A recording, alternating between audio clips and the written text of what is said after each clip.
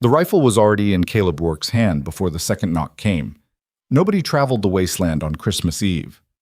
Nobody came this far out unless they were running or hunting. Through the frosted window, he saw her, a young Chinese woman, collapsed against his doorframe, blood darkening the snow beneath her boots. Her lips moved soundlessly. Behind her, the blizzard screamed across the Colorado Badlands like all the fury of hell unleashed. Caleb's finger hovered over the trigger. Every instinct told him to bolt the door. The last time he'd opened his heart to anyone, he'd buried her 6 feet deep. But the woman's eyes found his through the glass, and something in him broke. Before we begin this journey together, I invite you to stay until the very end. If this story moves you, hit that like button and comment with your city below. I want to see how far across the world our tale travels tonight. The Colorado Territory had forgotten how to be gentle. December had arrived with teeth bared, turning the high desert into a frozen graveyard where sagebrush cracked like old bones and the wind carried voices of the dead. Caleb Rourke's ranch sat at the edge of that desolation, a weathered collection of timber and stone that had withstood 3 brutal winters since he'd stopped caring whether it stood at all. He'd built the place for Sarah. That was 7 years ago, back when he still believed a man like him could wash the blood off his hands and pretend to be something other than what he was. Back when her laughter had filled the spaces between the howling wind and her small garden had somehow coaxed green things from the stubborn earth. Back when he'd thought love might be enough to outrun the ghosts. Then cholera had come through like a thief in the night, and Sarah had died in his arms on a September morning, whispering his name until she had no more breath to give. Caleb had buried her on the hill overlooking the valley. He'd carved her name into a cottonwood cross with hands that shook for the first time since he was 12 years old. And then he'd walked back down to the house, closed the door, and sealed himself inside his grief like a man entombing himself alive. That was 3 years ago. Now, on Christmas Eve 1883, Caleb sat in the darkness of his kitchen with a half-empty bottle of whiskey and a Colt Peacemaker on the table. The fire had burned down to embers. He hadn't bothered lighting the lamps. Outside, the blizzard hammered against the shutters with the relentless fury of something that would not be denied. He raised the bottle to his lips, felt the burn, welcomed it. The first knock was so faint he almost missed it beneath the roar of the wind. Caleb's hand moved instinctively to the Colt. He sat perfectly still, listening. Probably a shutter come loose. Probably a branch from the old cottonwood. Probably. The second knock came harder. Deliberate. Human. Jesus Christ, he muttered, rising from the chair. His boots scraped across the wooden floor as he crossed to the window. With 2 fingers, he wiped frost from the glass and peered into the maelstrom beyond. At first, he saw nothing but white chaos. Then a shadow moved near the door, small, hunched, swaying like a candle flame about to gutter out. Caleb grabbed the rifle from above the mantel and worked the lever, chambering around. He approached the door with the careful deliberation of a man who'd survived 2 decades of violence by never assuming the best of anyone. "State your business," he called through the thick wood. Silence. Then a voice, so faint he barely heard it. "Please." The voice was female, young, trembling with cold or fear or both. Caleb's jaw tightened. He knew better. Every instinct screamed at him to walk away, pour another drink, let the storm decide this woman's fate. The world was full of suffering he couldn't fix, debts he couldn't pay, losses he couldn't undo. But his hand was already on the bolt. He drew it back, opened the door 6 inches, and leveled the rifle at the figure on his porch. She was small, barely 5 feet tall, wrapped in a thin coat that was never meant for this kind of cold. Her black hair hung in frozen strands around a face that was ghost pale, except where blood had dried at the corner of her mouth. She looked up at him with dark eyes that were already starting to glaze with hypothermia, and Caleb saw the exact moment she registered the rifle pointed at her chest. She didn't flinch. "Please," she whispered again. Then her legs gave out. Caleb caught her before she hit the porch. The rifle clattered against the doorframe as he hooked one arm beneath her shoulders.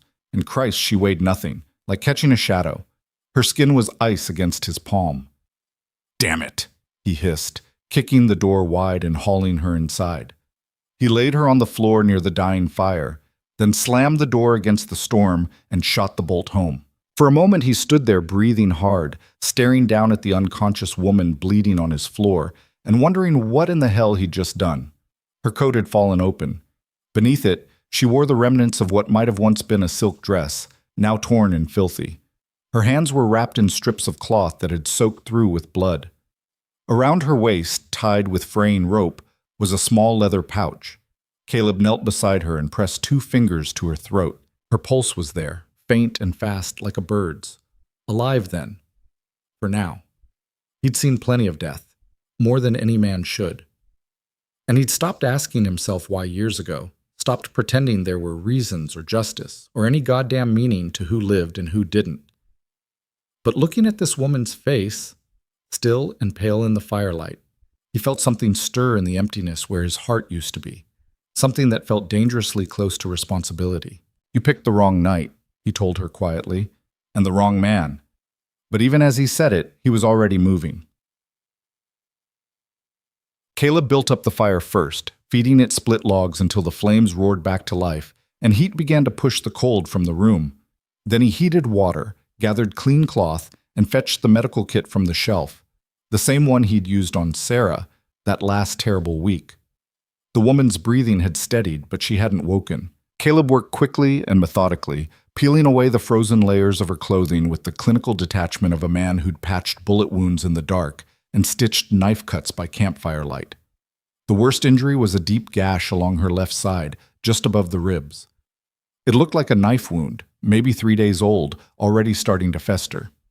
Someone had tried to bandage it with strips torn from a petticoat, but the makeshift dressing had soaked through and frozen solid. Caleb cleaned the wound with whiskey, watching her face for any sign of consciousness. She didn't stir, even when he began stitching. Her silence unnerved him more than screaming would have. "Where the hell did you come from?" he murmured, tying off the last stitch. His eyes drifted to the leather pouch still tied at her waist. He hesitated, then carefully unfastened it and opened the drawstring. Inside was money. A lot of it, mostly small bills, crumpled and worn, but enough to make a man ask questions. Beneath the cash was a single piece of paper, folded many times. Caleb spread it flat on the floor. It was a map, hand-drawn, crude, but detailed enough. It showed a route heading east from San Francisco across the Sierra Nevada, through the Utah desert, and into Colorado. Someone had marked locations along the way with small crosses. At the end of the route, circled in shaky ink, were 2 words: safe house. Except she hadn't made it to any safe house. She'd made it here, to the edge of nowhere, to a dead man's ranch on the coldest night of the year. Caleb folded the map and tucked it back into the pouch. Then he wrapped the woman in blankets, carried her to the small bedroom that had once been his and Sarah's, and laid her on the bed. He stood in the doorway for a long moment, watching the rise and fall of her breathing. "You better be worth the trouble," he said quietly. Then he closed the door, returned to the kitchen, and poured himself another drink. Outside, the storm raged on. What? She woke sometime near dawn. Caleb was dozing in the chair by the fire when he heard the creak of the bedroom door. His hand went to the revolver on his hip before his eyes were fully open, a reflex so deeply ingrained it might as well have been breathing. The woman stood in the doorway, wrapped in the blanket he'd given her. She swayed slightly, one hand braced against the frame for balance. Her eyes were clearer now, sharp and watchful, despite the pallor of her skin. For a long moment they stared at each other across the dim room. "You're awake," Caleb said finally, not moving from the chair. She nodded once, a small, careful motion. "You speak English?" Another nod. "Good." He gestured to the table. "Sit down before you fall down." She hesitated, her gaze flicking to the revolver on his hip, then to his face, measuring him, deciding. Finally, she moved slowly to the table and lowered herself into the chair opposite his, wincing as the motion pulled at her stitches. Caleb stood and crossed to the stove, where a pot of coffee had been warming since midnight.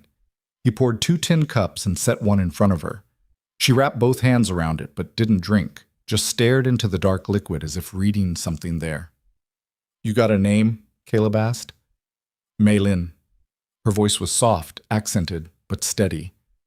"Maylin Zhao." Caleb Rourke. He sat back down, cradling his own cup. "You want to tell me what you were doing half dead on my porch in the middle of a blizzard?" Maylin's fingers tightened around the cup. She was silent for so long he thought she might not answer at all. Then, quietly, "Running." "From what?" "From men who think they own me." Caleb's expression didn't change, but something cold settled in his chest. You escaped from someone? Yes. How long you been running? 12 days. She finally raised her eyes to meet his. Maybe 13. I lost count. Caleb took a slow sip of coffee, giving himself time to think. He'd seen this before, in different forms, women fleeing husbands, children fleeing masters, desperate souls fleeing debts they'd never agreed to pay. The West was full of people running from something. Most of them didn't make it. The men chasing you, he said. How many? 3, maybe 4. Maylene's jaw tightened. Their leader is called Victor Strand. He brought me here, from San Francisco. He said there would be work, a chance for a new life. But there wasn't. No. Her voice dropped to barely above a whisper. There was only him, and others like me. Locked doors. No escape. Caleb set down his cup, his hands very still on the table. How'd you get out? I killed his dog. She said it flatly, without emotion. It was guarding the back door. I cut its throat with a kitchen knife. Then I took money from his desk and ran. How much money? Enough to disappear. Or so I thought.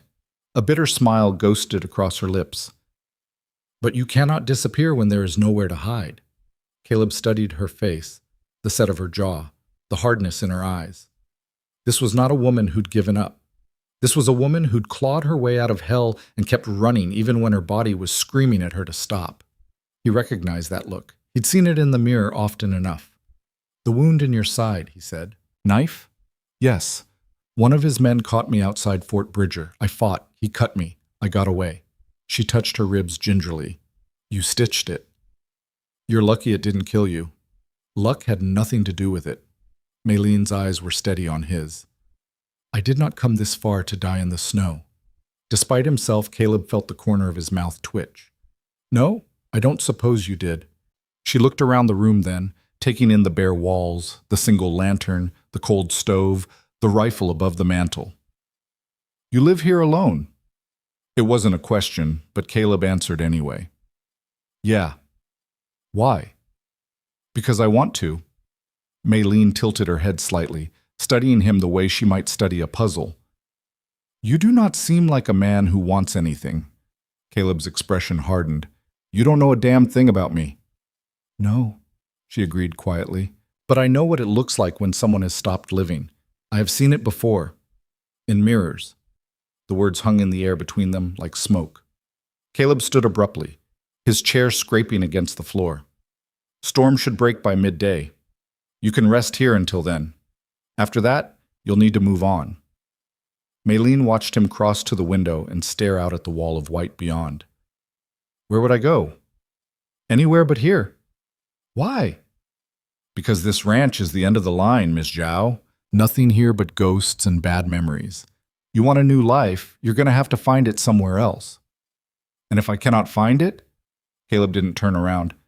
Then I guess you'll die trying, same as everyone else. Silence filled the room again, broken only by the crackling of the fire. When Caleb finally glanced back, Maylene was still sitting at the table, her hands wrapped around the now cold coffee. She was looking at him with an expression he couldn't quite name. Not pity, not fear, something else. Something that made him deeply uncomfortable. Thank you, she said quietly, for not leaving me in the snow. Caleb grunted and turned back to the window. Don't thank me yet. Because the truth was, he had no idea what he'd just invited into his life. And part of him, the part that still remembered how to feel fear, suspected he was going to regret it. By noon, the storm had weakened to fitful gusts of wind and scattered snowflakes. Caleb spent the morning tending to the horses in the barn, checking the roof for damage and deliberately avoiding the house. When he finally returned, he found Maylene sitting by the fire, mending her torn coat with needle and thread she'd found in Sarah's old sewing basket. She looked up when he entered, snow still dusting his shoulders. The storm is ending. Yeah. He shook off his coat and hung it by the door. You should be able to travel by tomorrow. Road east is rough, but if you follow the creek bed, you'll hit the main trail to Denver inside 3 days. Maylene's hand stilled on the fabric. You want me to leave? Didn't say I wanted anything. I'm saying it's possible now. Because you do not want me here. Caleb crossed to the stove and poured himself coffee, his back to her. What I want doesn't matter. Then why does it sound like it matters very much? He turned sharply, irritation flashing across his face. Look, I did what I could. I pulled you out of the cold, patched you up, gave you a warm place to sleep. But I'm not running a charity for every lost soul that wanders onto my land. You got your life back. What you do with it is your business. Maylene set down the needle and thread. She stood slowly, meeting his eyes across the room. You think I do not understand what this is? You think I do not see what you are doing? And what's that? Pushing me away before you have to care. Her voice was calm, matter of fact. It is easier to be alone when you convince yourself you want to be. Caleb's jaw tightened. You don't know what the hell you're talking about. Don't I? She gestured around the room. This house is full of ghosts, Mr. Rourke. I can feel them, in the walls, in the empty spaces, in the way you will not even look at the bedroom where you left me. She paused. Someone died here. Someone you loved. The words hit like a physical blow. Caleb set down his cup with enough force to slosh coffee across the table. That's none of your goddamn business. You're right. It is not. Maylene's expression softened. But I'm not asking you to forget them. I'm only asking you not to use them as an excuse to bury yourself alive. I'm not... Caleb bit off the words, shaking his head. You've been here one night. You don't know a damn thing about my life. No, but I know what it is to run from pain, and I know what it is to finally stop running and realize that the pain followed you anyway. She moved closer, limping slightly. You saved my life. I will not pretend that is nothing, but do not pretend that sending me away will make you feel better. It will only make you more alone. Caleb stared at her, anger and something else, something raw and unnameable, warring in his chest.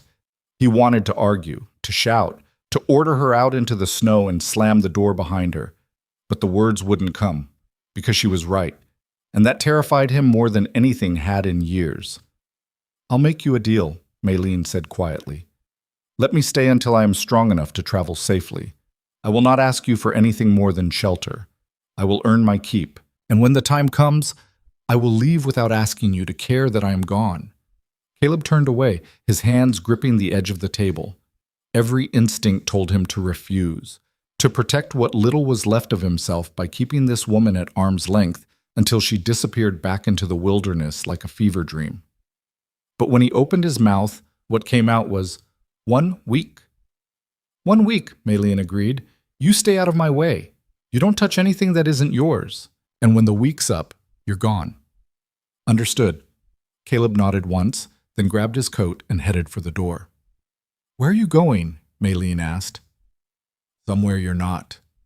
He stepped out into the cold and pulled the door shut behind him, leaving Maylene standing alone in the firelight. She looked down at the half-mended coat in her hands, then at the rifle still hanging above the mantel. A faint smile touched her lips. 1 week, she murmured to the empty room. We will see. The days that followed fell into an uneasy rhythm. Caleb rose before dawn, worked until exhaustion drove him back to the house, and spoke only when necessary. Maylene kept her word. She stayed out of his way, tended the fire, prepared simple meals, and moved through the house like a ghost he could almost ignore. Almost. But it was impossible to ignore the small changes, the way she swept the floors and cleared the cobwebs from the corners, the way she washed the windows until the winter sun spilled through in bright, accusing shafts, the way she folded blankets and straightened chairs and made the house look like something other than a mausoleum. It set Caleb's teeth on edge. On the third day, he found her outside, struggling to haul a bucket of water from the well. Her wound had reopened slightly, and she was breathing hard, one hand pressed to her side. What the hell are you doing? Caleb snapped, crossing the yard. Maylene looked up, startled. The water barrel inside is almost empty. So let it be empty. He grabbed the bucket from her hands and hauled it up himself with one smooth motion. You're gonna tear those stitches. I can manage. No, you can't. He set the bucket down and jabbed a finger toward the house. Get inside before you bleed all over my yard.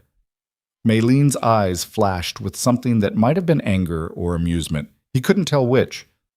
"I am not some fragile thing, Mr. Rourke. Didn't say you were. But you're no good to anyone dead either. Does that include you?" The question caught him off guard. "What?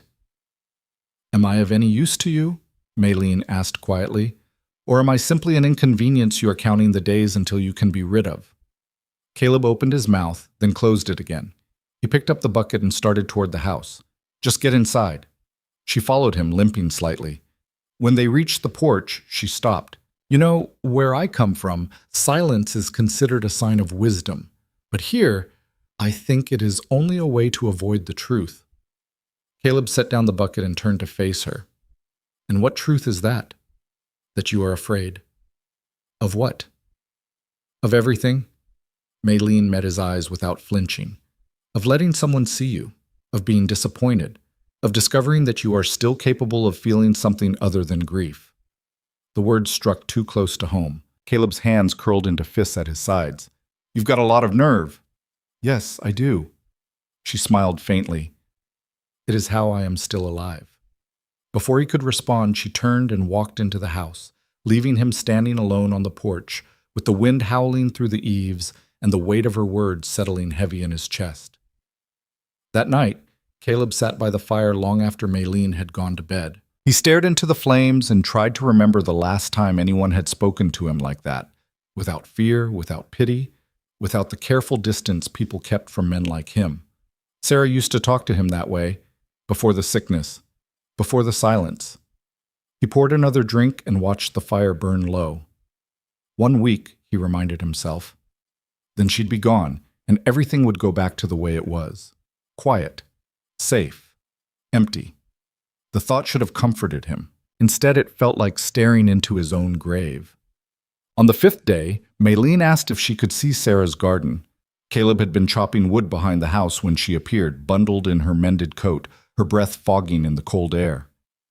"It's buried under 3 feet of snow," he said without looking up. "Nothing to see." "Then show me where it was." He buried the axe in the stump and turned to face her. "Why?" "Because I would like to know what she planted." Caleb's expression hardened. "She's gone. The garden's dead. There's nothing left to know." "There is always something left," Maylene said quietly, "even when we think there is nothing." For a long moment, he said nothing. Then, against every instinct, he nodded toward the south side of the house. "Come on." They walked together through the snow, their boots crunching in the brittle cold. Caleb stopped at the edge of what had once been a small plot of tilled earth, now blanketed in white. "She planted wildflowers mostly," he said, his voice rough. "Indian paintbrush, columbine, some kind of purple thing I never learned the name of. Said they reminded her of home." "Where was home?" "Kansas. Little nowhere town outside Dodge City." He crouched down and brushed snow from a flat stone half buried in the frozen ground. "She used to say this land was too hard for beauty, but she was stubborn. Figured if she worked at it long enough, she could make something grow." "And did she?" "For a while." Caleb's jaw tightened. "Then she died, and I let it all go to hell." Maylene knelt beside him, her knees sinking into the snow. She touched the stone gently, as if it were something sacred. "Why did you not keep it alive?" "Because what's the point?" The words came out harsher than he intended. "She's gone. Keeping her garden alive won't bring her back." "No, but it might keep a part of her here." Caleb stood abruptly, shaking his head. "You don't understand." "I understand more than you think." Maylene rose slowly, meeting his eyes. "I understand what it is to lose everything, to feel as though the only way to survive is to kill the parts of yourself that still hurt. But that is not survival, Mr. Rourke. That is just a slower kind of death." He looked away, his throat tight. "She's been gone 3 years. And you have been gone with her." The truth of it hit him like a hammer. Caleb turned and walked back toward the house, his shoulders rigid with something that might have been anger or grief, or both. Maylene stayed behind, kneeling in the snow, her hands still resting on the stone. "I will plant new flowers in the spring," she said softly to the empty air, "whether you want me to or not." That night, something shifted. Caleb couldn't name it, couldn't point to a single moment when the walls he'd built around himself started to crack. But when he sat down to dinner and found Maylene had cooked a stew thick with venison and potatoes, he didn't retreat to the far side of the room. He sat at the table. He ate. And when she asked him about the horses, he answered, "Got 3, he said between bites. 2 Mustangs and a draft horse. The Mustangs I broke myself. The draft horse came with the property. Do they have names? The Mustangs are Smoke and Whiskey. The draft horse is just Horse." Maylene smiled faintly. Very creative. They're animals. They don't care what I call them. Perhaps, but names matter. They remind us that things are not just tools to be used. Caleb grunted, but he didn't argue. They ate in silence for a while. Then Maylene said, "I worked with horses, before." He looked up. "Before what?" "Before San Francisco. In my village, my father raised them, bred them for sale to the Imperial Army." She stared into her bowl. "He taught me to ride before I could walk. Said I had a gift." "What happened to him?" "He died. Fever. My mother followed a year later." Maylene's voice was steady, but her hands tightened around the spoon. "I had nothing left. No family, no land. When the man came offering work in America, I thought it was an answer. A new beginning. But it wasn't." "No." She set down the spoon. "It was only another cage." Caleb leaned back in his chair, studying her. "You could have given up. Most people would have." "Most people are not me." A faint smile tugged at the corner of his mouth. "No, I don't suppose they are." They finished eating in companionable silence, and when Caleb stood to clear the dishes, Maylene didn't protest. She simply rose and helped, their movements falling into an easy rhythm that felt almost natural, almost like they'd done this before. When the dishes were washed and the fire banked for the night, Caleb paused at the door to his bedroom, the one he'd been sleeping in since giving Maylene the other. He glanced back at her, standing by the hearth, the firelight casting shadows across her face. "You're stronger now," he said. "Wounds healed. Storms long past." Maylene nodded slowly. "Yes." "So you could leave, if you wanted." "I could." She met his eyes across the room. "Is that what you want?" Caleb hesitated. And in that hesitation, he realized something that made his chest tighten with an emotion he'd thought long dead. He didn't want her to leave. Not yet. Maybe not ever. But admitting that out loud felt like stepping off a cliff into darkness. "One more week," he said finally. "If you want it." Maylene's expression softened. "I want it." Caleb nodded once, then turned and disappeared into his room, closing the door behind him. In the silence that followed, Maylene looked around the house, at the clean floors, the bright windows, the warmth of the fire, at the life slowly returning to a place that had been dead for far too long. She smiled to herself, then whispered into the quiet, "One more week, and then we will see what happens next." Outside, the wind howled through the cottonwoods, carrying with it the first faint promise of spring. The second week began with unexpected warmth. A Chinook wind swept down from the mountains, turning the snow to slush and coaxing the first brave shoots of grass from the frozen earth. Caleb woke to the sound of water dripping from the eaves and the smell of coffee already brewing in the kitchen. For a moment, he lay in the narrow bed and stared at the ceiling, disoriented by the normalcy of it, by the fact that someone else was moving through his house, making noise, occupying space he'd kept empty for so long. He should have hated it. Instead, he found himself pulling on his boots a little faster, splashing water on his face with a little more care, running a hand through his hair before he opened the door. Maylene was at the stove, her back to him, humming something soft and wordless. She'd braided her hair and rolled up the sleeves of the shirt she'd borrowed from his trunk, one of Sarah's old work shirts, faded blue cotton that hung loose on her small frame. The sight of it should have gutted him. Instead, it just felt right, like watching pieces of the past settle into place in a new pattern.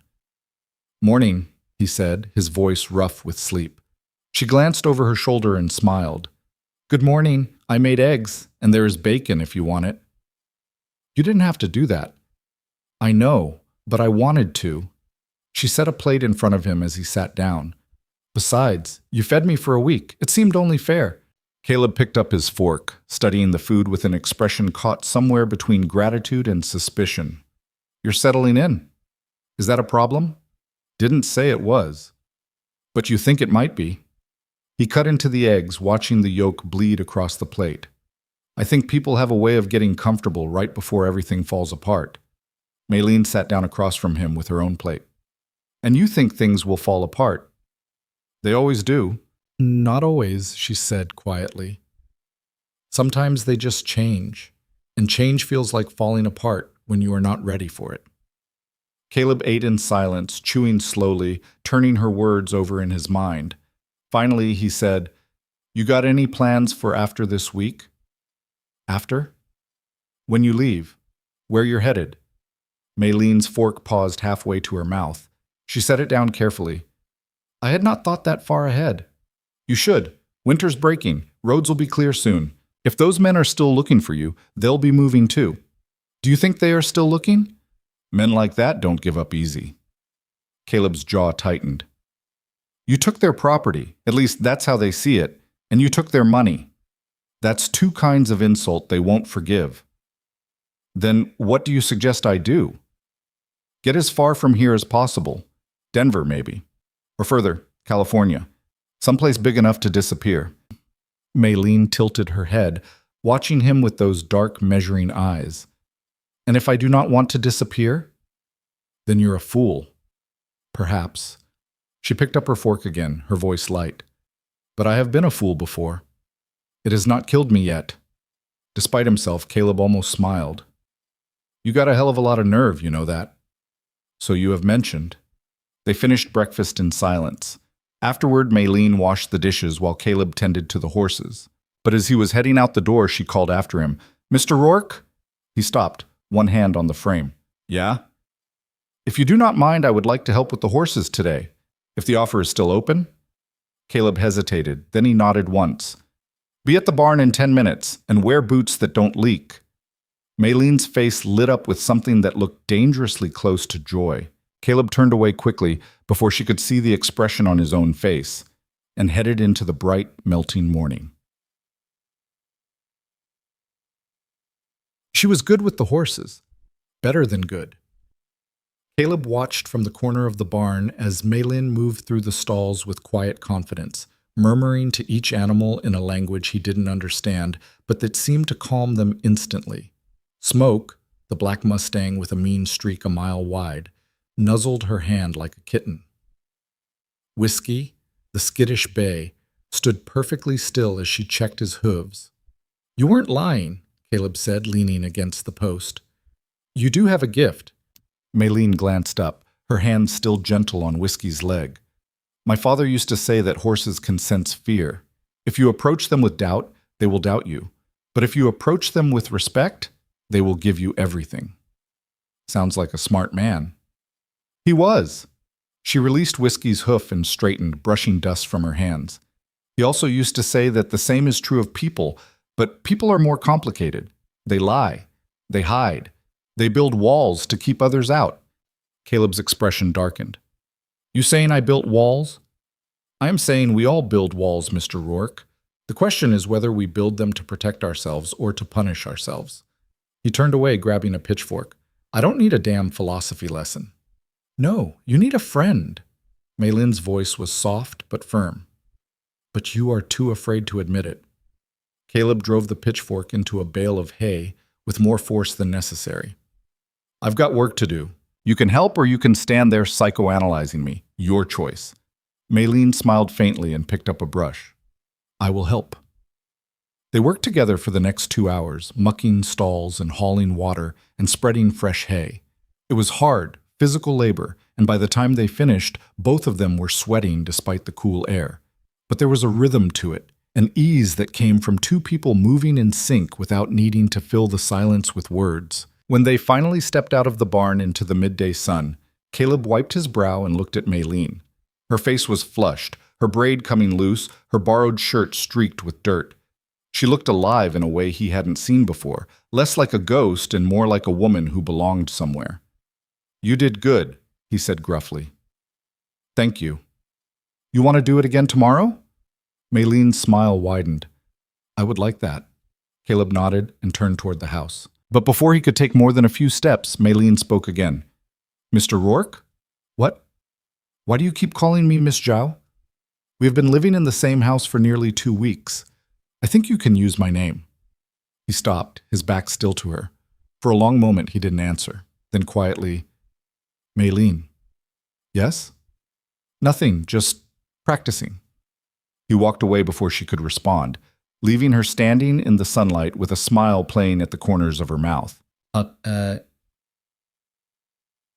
That evening, as they sat by the fire after supper, Maylene asked him about the rifle above the mantel. "That is a beautiful weapon," she said, gesturing toward it. "Do you hunt with it?" "Sometimes." Caleb poked at the fire with an iron rod, sending sparks spiraling up the chimney. "Mostly it's just there." "Why?" "Reminder, I guess." "Of what?" He was silent for a long time. Then he set down the poker and leaned back in his chair, his gaze fixed on the flames. "I used to be a different kind of man. Before Sarah, before this place. I made my living with that rifle and a Colt Peacemaker, doing things I'm not proud of." "What kind of things?" "The kind where you don't ask questions and you don't look too close at who's paying you." His voice was flat, emotionless. "I was fast. I was good. And I didn't care much whether the people I killed deserved it or not." Maylene watched him carefully. "What changed?" "I met her, Sarah." A faint, bitter smile touched his lips. "She was a schoolteacher in a nothing town in Kansas. I rode through on my way to a job, stopped for supplies, and she was there in the general store arguing with the clerk about the price of chalk. She had this fire in her, this certainty that the world could be better if people just tried harder. And you fell in love." "Yeah." "Stupid as it sounds." Caleb rubbed a hand over his face. "She saw something in me I didn't even know was there. Told me I didn't have to be what I'd been, that I could choose to be something else." "So you chose her." "I chose her. Gave up the gun work, bought this land, tried to build something decent." He stared into the fire. "For a while it worked. I actually believed I could outrun what I was. But then she died." "Yeah." The word came out rough, broken. "And when she did, all that hope went with her. I realized I'd been lying to myself the whole time. You can't change what you are just by wanting it. The past doesn't let go that easy." Maylene was quiet for a moment. Then she said, "Do you believe that? That people cannot change?" "I believe some people are broken too deep to fix." "And you think you are one of them?" Caleb didn't answer. Maylene leaned forward, her elbows on her knees, her eyes intent on his face. "I was 12 years old when I watched my father die. 13 when my mother followed. By 14, I was alone in a world that had no use for a girl with no family and no money. I did things to survive. Things I am not proud of. Things I thought defined me." She paused, her voice dropping. "But then I realized something. The worst thing we do to ourselves is believe that our lowest moments are our truest selves. We forget that we are also the moments when we choose kindness, when we choose courage, when we choose to keep going even when everything tells us to quit." "That's a nice thought," Caleb said quietly. "But it doesn't change what I've done." "No, it does not." Maylene's gaze didn't waver. "But it might change what you do next, if you let it." Caleb looked at her then, really looked at her, and saw something in her eyes that made his chest ache. Not pity, not judgment, just understanding, the kind that only comes from someone who's walked through their own hell and come out the other side still breathing. "You're a strange woman, Maylene Zhao," he said softly. "Yes, I am." She smiled. "But so are you a strange man, Caleb Rourke. Perhaps that is why we understand each other." He wanted to argue, to push her away with words sharp enough to cut. But he was tired of fighting, tired of the walls, tired of the endless, aching loneliness that had become his only companion. So instead, he just nodded and turned back to the fire. And for the first time in 3 years, the silence didn't feel like a tomb. Bonk. The next morning, Caleb woke to the sound of hammering. He stumbled out of bed, still half asleep, and followed the noise to the south side of the house. There, kneeling in the mud where Sarah's garden used to be, was Maylene. She'd cleared away the dead brush and was driving stakes into the soft earth, marking out the boundaries of the old plot. "What the hell are you doing?" Caleb called. Maylene looked up, shading her eyes against the sun. "What does it look like?" It looks like you're making a mess of my yard. I am preparing the garden. There is no garden. There will be. She stood, brushing dirt from her knees. The ground is thawing. In a few weeks it will be ready to plant. Caleb crossed his arms. I told you, that garden's dead. Then we will bring it back to life. We? Unless you plan to stop me. Maylene met his gaze evenly. Are you going to stop me, Caleb? He opened his mouth, then closed it. The truth was, he didn't want to stop her. The sight of her kneeling in the dirt, her hands muddy and her face determined, stirred something in him he'd thought long buried. It looked like hope, and hope was a dangerous thing for a man like him. Do what you want, he muttered, turning away. Just don't expect me to help. I do not, Maylin called after him, but I will not stop you if you change your mind. Caleb didn't respond. But later that afternoon, when he found himself hauling stones to line the garden's edge, he told himself it was only because he had nothing better to do. He was lying, and he knew it. But some lies were easier to live with than the truth. The days grew warmer, the snow retreated to the shadows beneath the pines, and the first wildflowers began to push through the wet earth. Maylene worked in the garden every morning, her hands in the soil, her voice humming those wordless songs. Caleb watched from a distance, pretending not to notice the way the house seemed brighter when she was near, the way his chest didn't feel quite so hollow when he heard her laugh. One afternoon, as he was mending a fence near the barn, she appeared beside him with a canteen of water. You have been working for 3 hours, she said, offering it to him. You should rest. I'm fine. You are stubborn. Yeah, well, that makes 2 of us. Maylene smiled and sat down on a nearby stump, watching him work. After a moment, she said, Can I ask you something? Depends on the question. Oh, why did you let me stay? Caleb hammered a nail into the post, buying himself time. Told you. Storm was too bad to send you out. That was 2 weeks ago. The storm has been gone for days. You could have sent me away at any time, but you did not. She tilted her head. Why? He set down the hammer and wiped his hands on his jeans. Maybe I felt sorry for you. I do not think so. Then maybe I'm just too damn tired to argue. Or maybe, Maylene said quietly, you are tired of being alone. Caleb looked at her then, and the honesty in her eyes made something crack open inside him. Yeah, he admitted, his voice rough. Maybe I am. For a long moment, neither of them spoke. The wind rustled through the grass, and somewhere in the distance, a hawk cried out. Maylene stood and crossed to where he stood, stopping just close enough that he could smell the scent of earth and wildflowers on her skin. I am tired of being alone too, she said softly. Caleb's throat tightened. Maylene, I know what you are going to say. That I should leave. That it is safer for me somewhere else. That you are not the kind of man who can give me what I need. She reached out and touched his hand, her fingers light as feathers. But what if I do not want safe? What if I want this? You don't know what you're saying. I know exactly what I'm saying.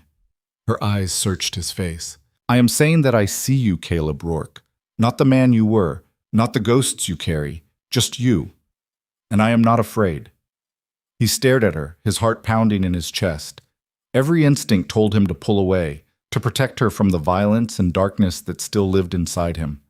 But the warmth of her hand on his, the quiet strength in her voice, it made him want to believe that maybe, just maybe, she was right. I don't know how to do this, he said hoarsely. Neither do I. Maylene smiled. But perhaps we can figure it out together. Before he could answer, a sound cut through the stillness. The distant thunder of hooves on the hard-packed road. Caleb's head snapped up, his hand instinctively moving to the revolver on his hip. Get inside, he said, his voice sharp. What? Now, Maylene, get inside and stay there. She didn't argue. She turned and ran for the house, and Caleb watched until she disappeared through the door. Then he turned toward the road, his hand steady on the Colt, and waited. 3 riders crested the ridge and came down the slope toward the ranch. They rode hard and fast, their horses lathered with sweat, their faces shadowed by wide-brimmed hats. As they drew closer, Caleb recognized the type, hired guns, hard men who made their living with violence. The leader was a big man with a scar running from his temple to his jaw, his coat dusty and his eyes cold. They reined up 20 yards from where Caleb stood, their horses stamping and blowing. The scarred man leaned forward in his saddle, his gaze sweeping over the ranch before settling on Caleb. "Afternoon," he said, his voice like gravel. "Name's Strand, Victor Strand. I'm looking for a woman, Chinese. Small. Might have come through here a few weeks back." Caleb's expression didn't change. "Don't know her." "That's so." Strand's smile didn't reach his eyes. "Funny, 'cause a trader down in Fort Bridger said he saw a woman fitting her description headed this way. Said she was hurt, running. A lot of people run through this territory. I don't keep track." "You live out here alone?" "That's right." "Mind if we take a look around, just to be sure?" "Yeah, I mind." Caleb's hand rested casually on the butt of his revolver. "This is private property. You're not welcome." Strand's eyes narrowed. "You hiding something, friend?" "I'm not your friend, and I'm not hiding anything, but if you don't turn around and ride out, we're going to have a problem." One of the other riders, a lean man with a snake tattoo on his neck, laughed. "You threatening us, old man?" Caleb's gaze shifted to him, and the laughter died. There was something in Caleb's eyes, something cold and dead, that made the man's hand twitch toward his gun. "Easy," Strand said, holding up a hand. "No need for trouble. We're just looking for what's ours." "She's not yours," Caleb said quietly. Strand's smile turned sharp. "So you do know her." "I know you don't own her. Nobody owns anybody." "That a fact?" Strand leaned back in his saddle. "Well, here's another fact. That woman stole from me. A lot of money. And she killed my dog. Now, I'm a reasonable man, but I don't let debts go unpaid." "Then you've got a problem, 'cause she's not leaving." The words hung in the air like a challenge. The three riders exchanged glances, and Caleb saw the moment they made their decision. The man with the tattoo started to reach for his gun, and stopped cold when he heard the unmistakable sound of a rifle being cocked. All three men turned. Standing on the porch, framed in the doorway, was Maylene. She held Caleb's Winchester steady against her shoulder, the barrel pointed directly at Strand's chest. Her face was pale, but her hands didn't shake. "She said she is not leaving," Maylene called, her voice clear and strong. "And neither am I." Strand's face darkened. "You've got some nerve, girl." "Yes, I do." Maylene's finger rested lightly on the trigger. "Now get off this land before I show you how much." For a long, tense moment, nobody moved. The wind whispered through the grass, and the horses shifted nervously. Caleb kept his hand on the colt, his eyes locked on Strand. Finally, Strand smiled, a cold, humorless thing. "All right, we'll go. For now." He gathered his reins. "But this isn't over. You hear me? Not by a long shot." "Then you better come prepared next time," Caleb said softly. "Because next time, I won't be as friendly." Strand's eyes flicked between Caleb and Maylene. Then he spurred his horse and wheeled around, the other two following. They rode hard back up the ridge and disappeared over the crest, leaving only dust and the echo of hoofbeats behind. Caleb waited until they were completely out of sight before he turned and walked to the porch. Maylene lowered the rifle slowly, her arms trembling now that the adrenaline was fading. "You shouldn't have done that," Caleb said, taking the rifle from her hands. "I was not going to let them take me." Her voice shook. "I was not going to let them hurt you." "They'll come back. You know that, right? Men like that don't give up." "Then we will be ready." Caleb looked at her, at the fierce determination in her eyes, the set of her jaw, and something shifted in his chest. She wasn't just some lost soul he'd taken pity on. She was a fighter, a survivor, a woman who'd stared down 3 armed men without flinching. She was extraordinary. "Yeah," he said quietly. "We will." He turned and scanned the horizon, his mind already working through plans and possibilities. They had time, but not much. Strand would regroup, gather more men, come back with overwhelming force. And when he did, Caleb would have to make a choice. Fight or run. He glanced at Maylene, still standing on the porch, her face turned toward the setting sun. Running wasn't an option anymore, which meant he was going to have to become the man he'd spent 3 years trying to forget. The thought should have terrified him. Instead, it felt like waking up. That night, Caleb didn't sleep. He sat by the window with the Winchester across his lap, watching the darkness beyond the glass for any sign of movement. The moon was nearly full, casting silver light across the empty land, turning every shadow into a potential threat.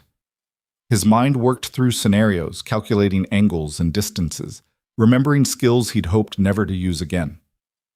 Maylene had tried to stay awake with him, sitting by the fire with her hands wrapped around a cup of tea that had long since gone cold. But exhaustion had claimed her around midnight, and she'd fallen asleep in the chair, her head tilted against the high back, her breathing soft and even. Caleb watched her sleep and felt something painful twist in his chest. She looked so small in the firelight, so vulnerable. And yet she'd stood on that porch with a rifle in her hands and faced down 3 armed men without hesitation. She'd chosen to fight rather than run, chosen to stand beside him even though every logical bone in her body should have been screaming at her to disappear into the night.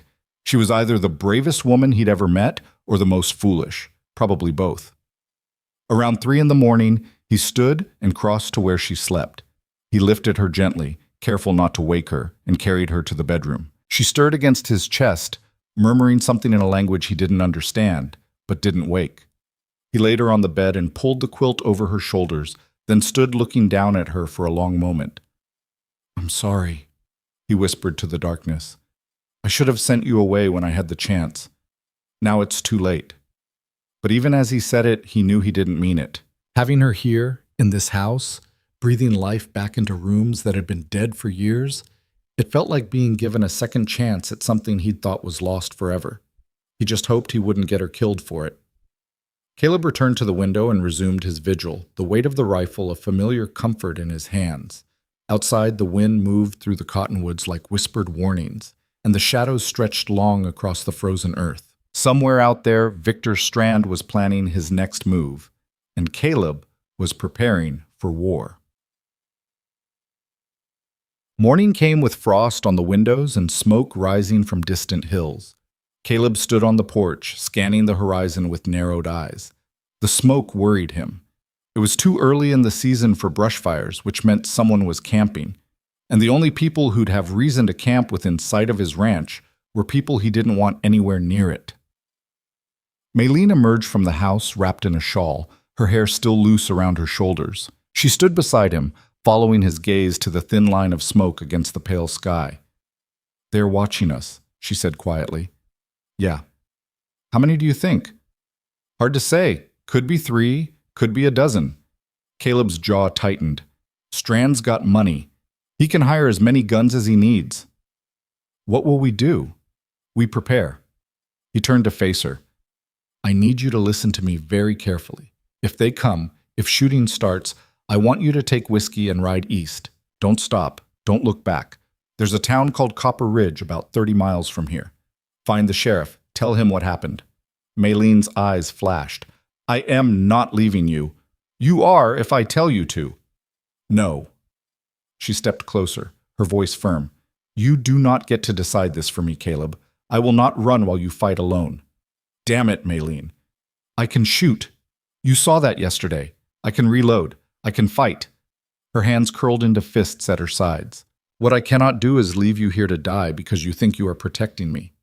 I'm trying to keep you alive. And I am trying to do the same for you." She reached out and gripped his arm. "We survive together or not at all. That is my choice. And you cannot take it from me."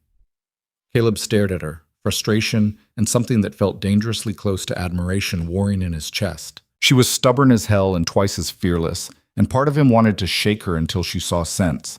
But another part, the part that had been dead for 3 years, recognized the steel in her spine and knew that arguing would be pointless. "Fine," he said finally. "But you do exactly what I tell you, when I tell you. No hesitation. Understood?" "Understood." "And if I say run, you run. No arguments." Maylene hesitated, then nodded. "If you say run, I will run." It was the best he was going to get. They spent the rest of the morning preparing the ranch for a siege. Caleb dragged heavy furniture to barricade the windows, positioned ammunition where it could be reached quickly, and filled every container they had with water. Maylene worked beside him without complaint, her movements quick and efficient, following his instructions without question. By noon, They'd transformed the house into a fortress. Caleb stood in the center of the main room, surveying their work with a critical eye. It wasn't perfect, but it would give them an advantage if Strand's men tried to storm the place. "You ever been in a gunfight before?" he asked Maylene. "No?" "Then there's some things you need to know." He crossed to the table and picked up the Winchester. "First rule, don't waste ammunition. Every shot counts. You aim, you breathe, you squeeze the trigger. No panic, no spray, and pray." Maylene nodded, her eyes serious. "Second rule, cover is your friend. You stay behind something solid. These walls, that stone chimney. Wood'll slow a bullet, but it won't stop one.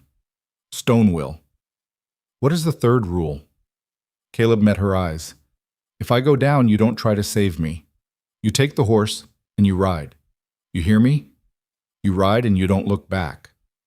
"That is not a rule I will follow." "Maylene, no." Her voice was quiet but absolute. "I told you, Caleb. We survived together. I meant it." He wanted to argue, to make her promise, to somehow protect her from the violence that was coming. But the look in her eyes told him it would be a waste of breath. "You're going to get yourself killed," he said roughly. "Then I will die fighting beside someone I care about. That is better than dying alone." The words hit him like a physical blow. Caleb turned away, busying himself with checking the rifle to hide the emotion that threatened to break through. She cared about him. After everything, after learning what he'd been, what he'd done, she still cared. It terrified him.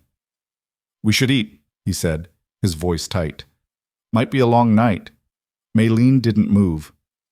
"Caleb?" "Yeah?" "When this is over, if we survive, we need to talk about what happens next."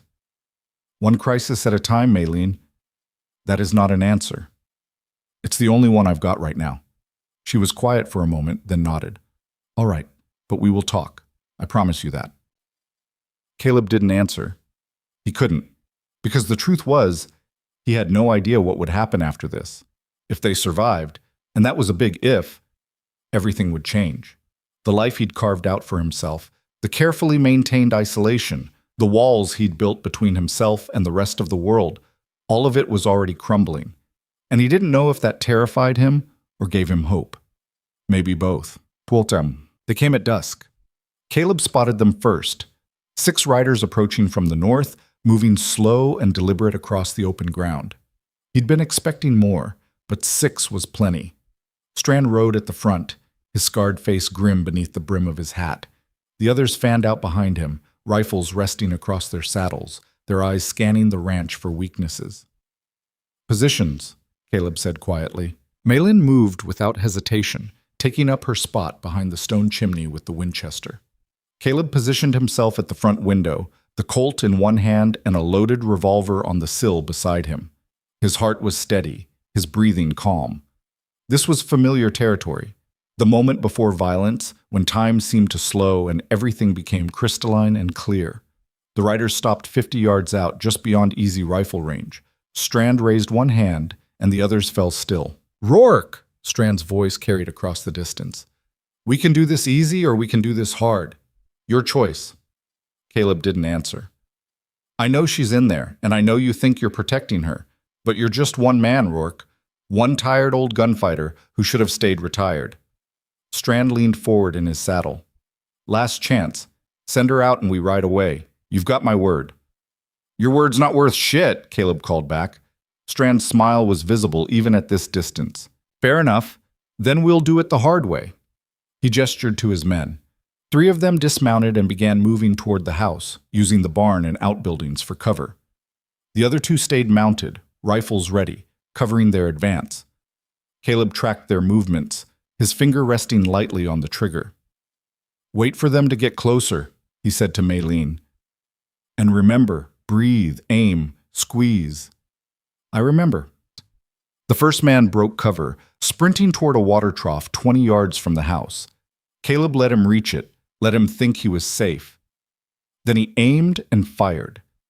The shot was perfect, center mass, dropping the man where he stood. The sound shattered the stillness like breaking glass, and suddenly everything was chaos.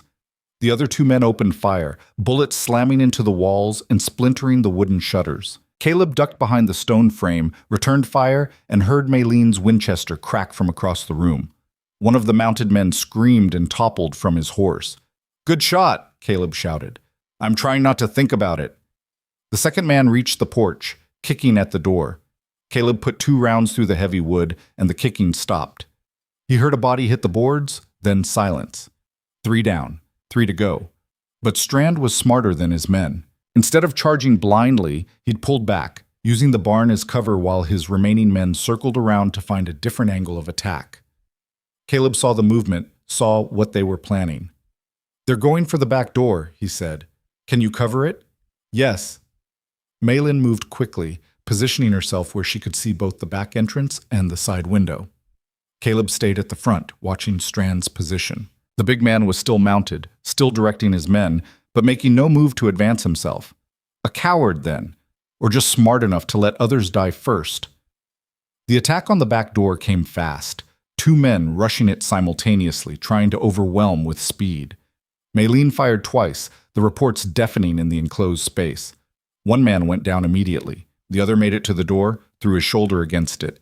The door held, but barely. Caleb spun, aimed through the interior doorway, and put a bullet through the wood at chest height. There was a choked gasp, then the sound of someone collapsing. 4 down, 2 left. But the last man had found the window on the far side of the house, the one they hadn't barricaded properly.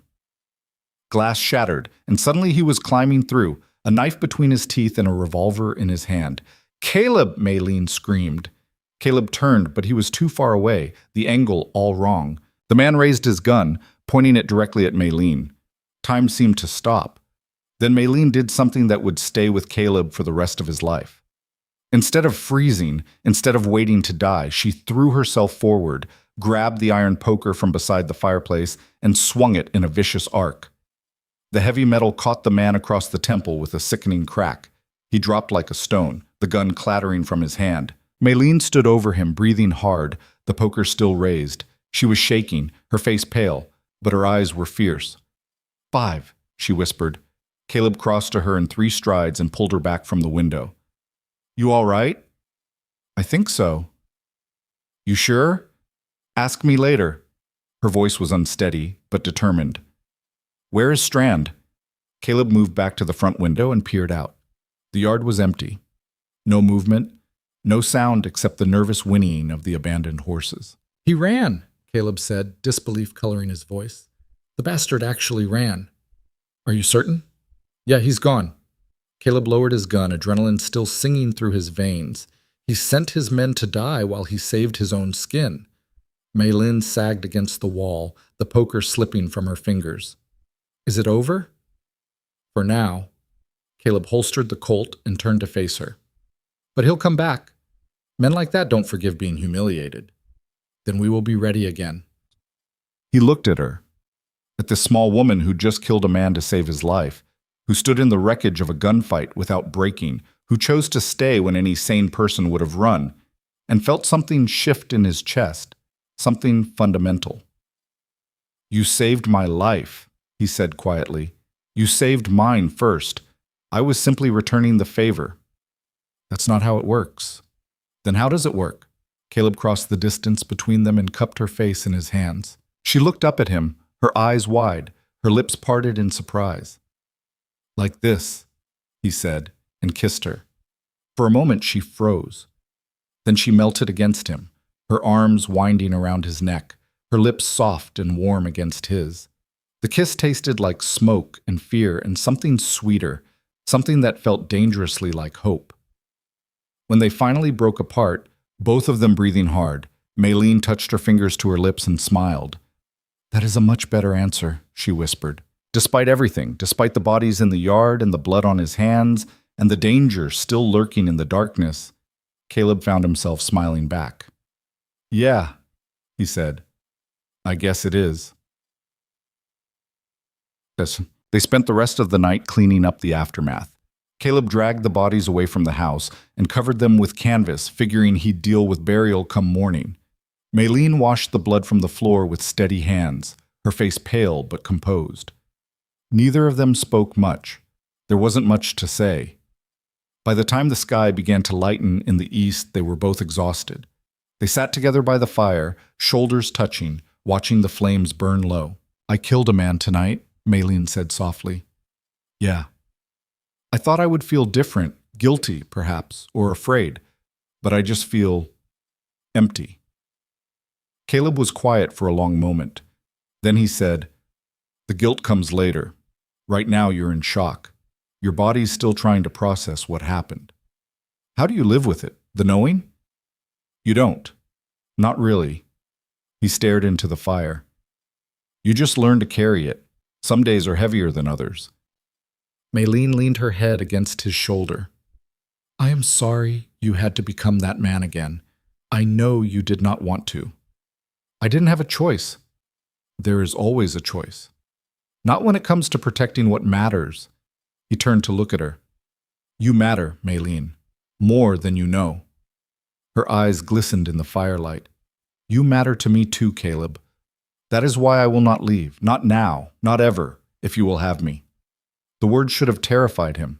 They should have sent him running, put up every wall he'd spent 3 years building, but instead they felt like coming home. "I'm not an easy man," he said roughly. "I've got blood on my hands and ghosts in my head. There are days when the darkness is all I can see. Then I will be your light on those days. What if it's not enough? Then we will find more light together." She reached up and touched his face. "You cannot scare me away, Caleb Rourke. I have seen who you are, all of you, and I am not afraid." Caleb closed his eyes, leaning into her touch. "You should be.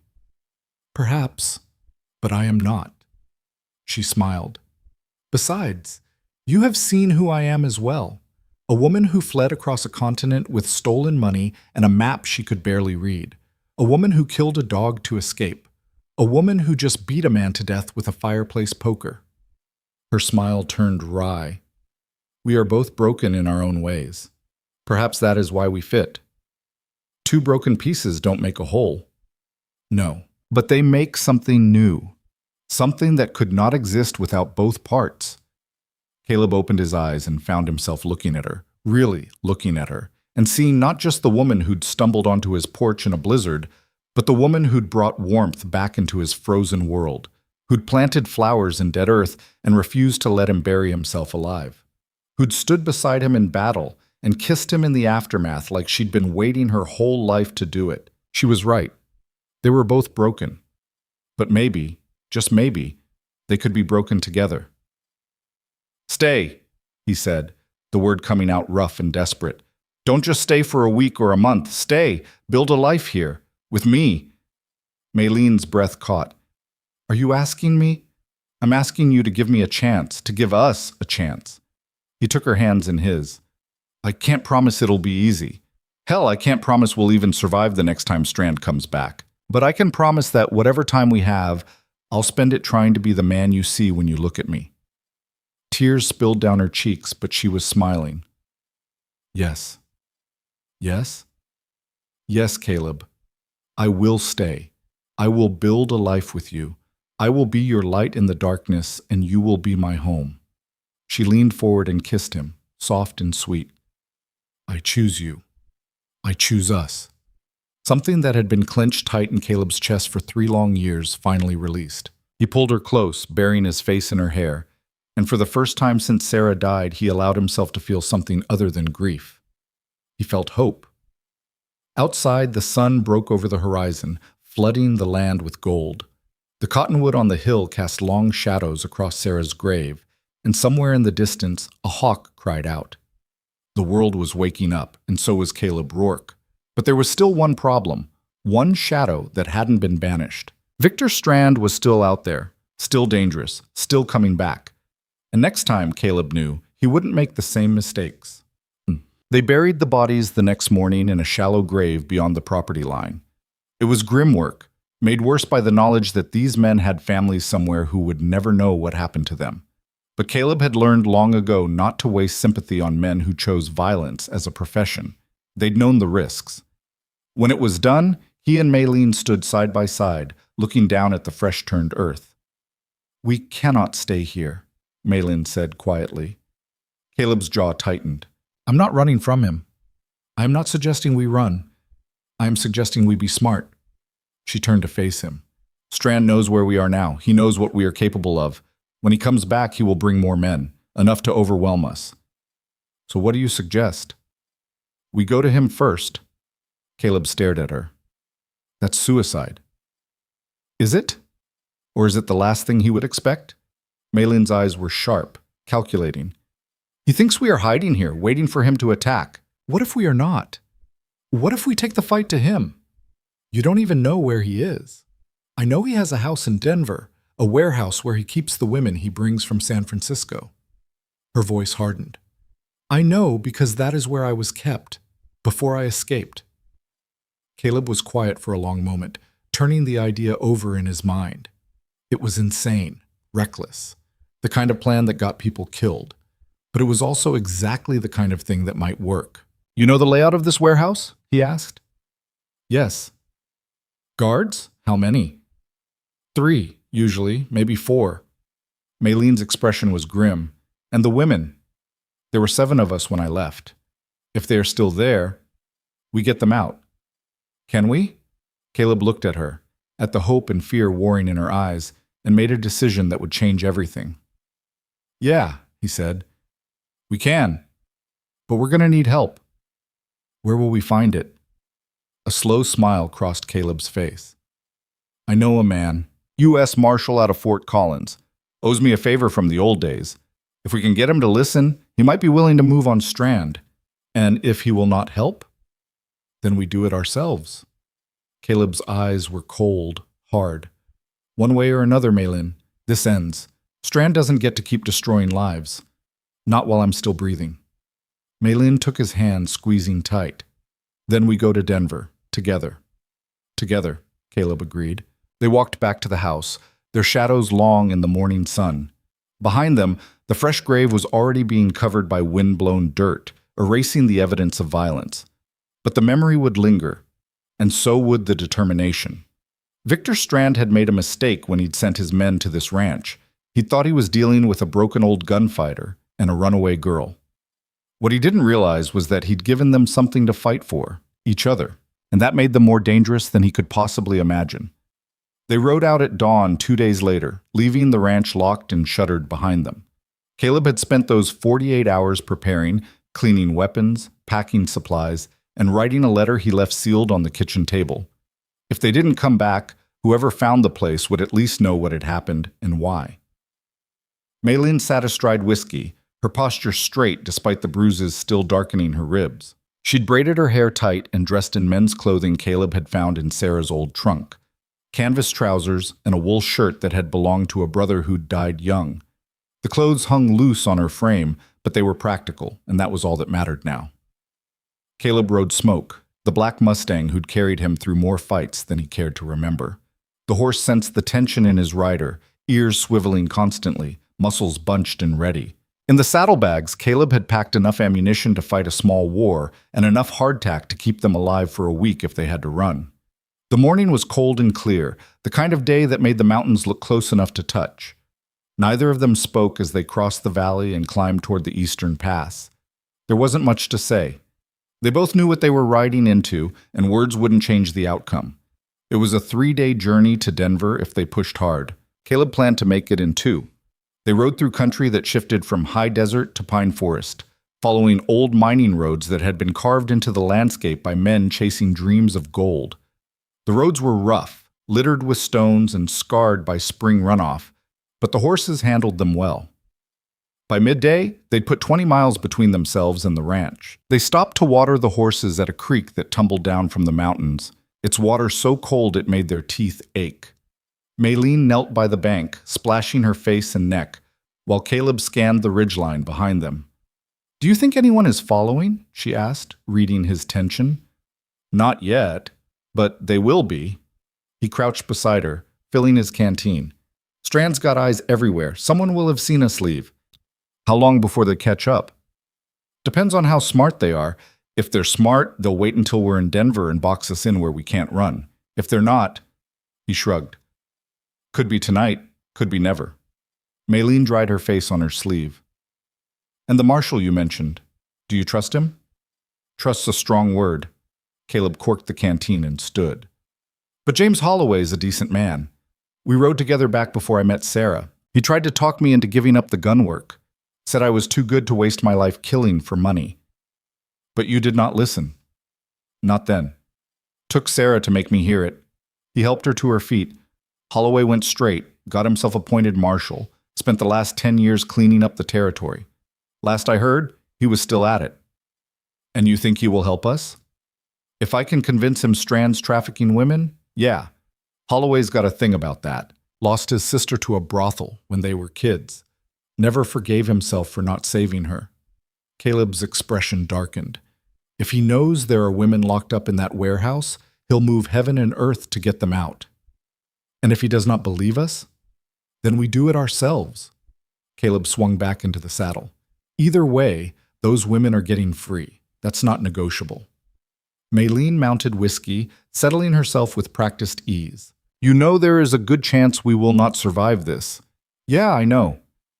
And yet you are still going. Caleb looked at her, this woman who'd become his reason for everything in the space of a few short weeks.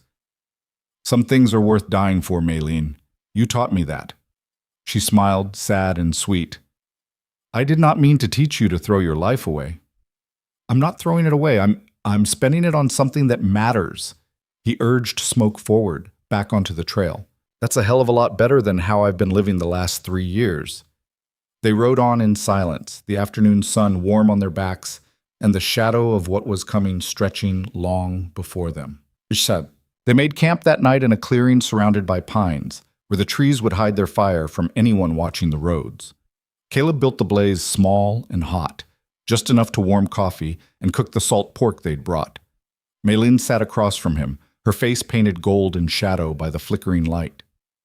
Tell me about the warehouse, Caleb said, pouring coffee into 2 tin cups. Everything you remember. Maylene wrapped her hands around the cup, gathering her thoughts. It is in the manufacturing district, near the rail yards. An old building, brick, 3 stories. The bottom floor is storage, crates and barrels, things Strand imports. The second floor is where he keeps the women. How many rooms? 1 large room divided by curtains, like a dormitory. There are beds, maybe 10 or 12. Some are empty now, some... She paused, her voice tightening. Some are occupied. Guards on the second floor? Always 1, sometimes 2. They rotate every 6 hours.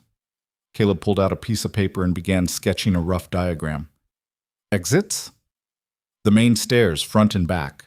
There are windows, but they are barred. I only escaped because I managed to steal a key from one of the guards while he slept. And Strand? Where does he stay? The 3rd floor. He has an office and private rooms. That is where he keeps his money, his records, everything. Maylene's eyes met Caleb's across the fire. If you want to destroy him completely, that is where you need to go. Caleb studied the sketch, committing the layout to memory. How many guards total? 4, maybe 5, plus Strand himself. She hesitated. There is one more thing. Strand has a man. His name is Gregor. He is different from the others. Dangerous.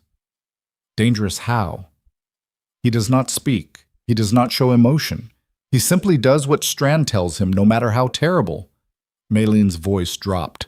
The other women were afraid of him more than anyone else. They said he had no soul. Caleb folded the paper and tucked it into his shirt pocket. Then we make sure we don't give him a chance to use whatever makes him dangerous. You make it sound simple. It's not simple, but it's straightforward. He leaned forward, his eyes serious. We get in, we get the women out, we make sure Strand can't do this again. Everything else is just details. And if the marshal will not help, then I go in alone while you get the women to safety. No. Maylene's voice was sharp. We agreed. Together. That was before I knew what we were walking into. Caleb shook his head. I'm not letting you get killed because of me. You do not get to make that choice. The hell I don't. Maylene stood abruptly, her hands clenched at her sides. You're doing it again, pushing me away because you think you are protecting me. But you are not protecting me, Caleb. You are treating me like I am helpless. I never said you were helpless. Then stop acting like I cannot make my own decisions. She moved around the fire until she stood in front of him. I know what I'm walking into. I know the risks. and I am choosing to face them with you. Why can you not accept that? Caleb stood, frustration and fear warring in his chest. Because I can't lose you. Not now. Not when I finally... The words caught in his throat. Maylin's expression softened. Finally what? She asked quietly. Finally found something worth living for. He reached out and took her hand. You make me want to be better than I am, Maylin. You make me believe I can be. And if something happened to you because I dragged you into this, you did not drag me anywhere. I came willingly. She stepped closer, her free hand coming up to rest against his chest. I understand you are afraid. I'm afraid too. But fear is not a reason to stop fighting. It is a reason to fight harder. Caleb looked down at her, at the determination in her eyes, and felt the last of his resistance crumble. She was right. She'd been right about everything from the moment she'd refused to leave his porch, and he was done pretending he knew better. All right, he said, we do this together. But you promise me something. What? If it goes wrong, if we're outnumbered and there's no way out, you save yourself. You don't die trying to save me. Promise me that. Maylin was quiet for a long moment. Then she said, I promise I will do everything in my power to make sure we both survive. That is the only promise I can give you. It wasn't what he'd asked for, but it was honest, and that meant more than empty reassurances. Good enough, he said, and kissed her. They stood there in the firelight, holding each other, drawing strength from the warmth and solidity of another human being who understood what it meant to fight for something that mattered. When they finally broke apart, both of them were breathing hard. We should get some sleep, Caleb said, his voice rough. Long day tomorrow. Yes. But Maylin didn't move. Instead, she looked up at him with eyes that were both vulnerable and fierce. Caleb? Yeah? If we survive this, if we make it back to the ranch, I want to plant Sarah's garden. I want to fill it with flowers and vegetables and life. I want to make that place a home again. Caleb's throat tightened. I'd like that. And I want you to teach me to shoot properly, not just pointing and hoping, but really shoot. I can do that. And I want... She hesitated, then pressed on. I want to marry you, if you will have me.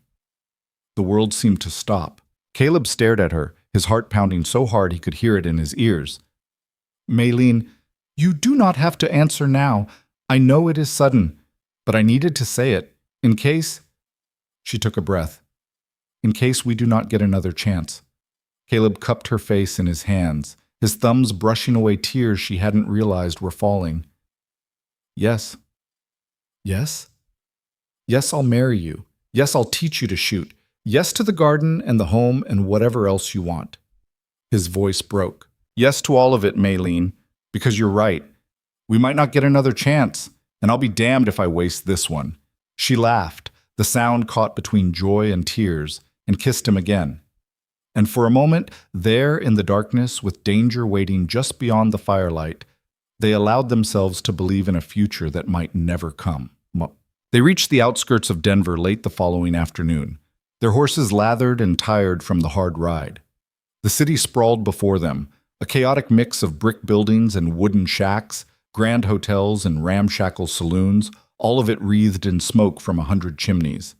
The railroad had transformed Denver from a frontier town into something approaching civilization, though the veneer was thin and the violence just beneath the surface. Caleb led them through the back streets, avoiding the main thoroughfares where they might be recognized.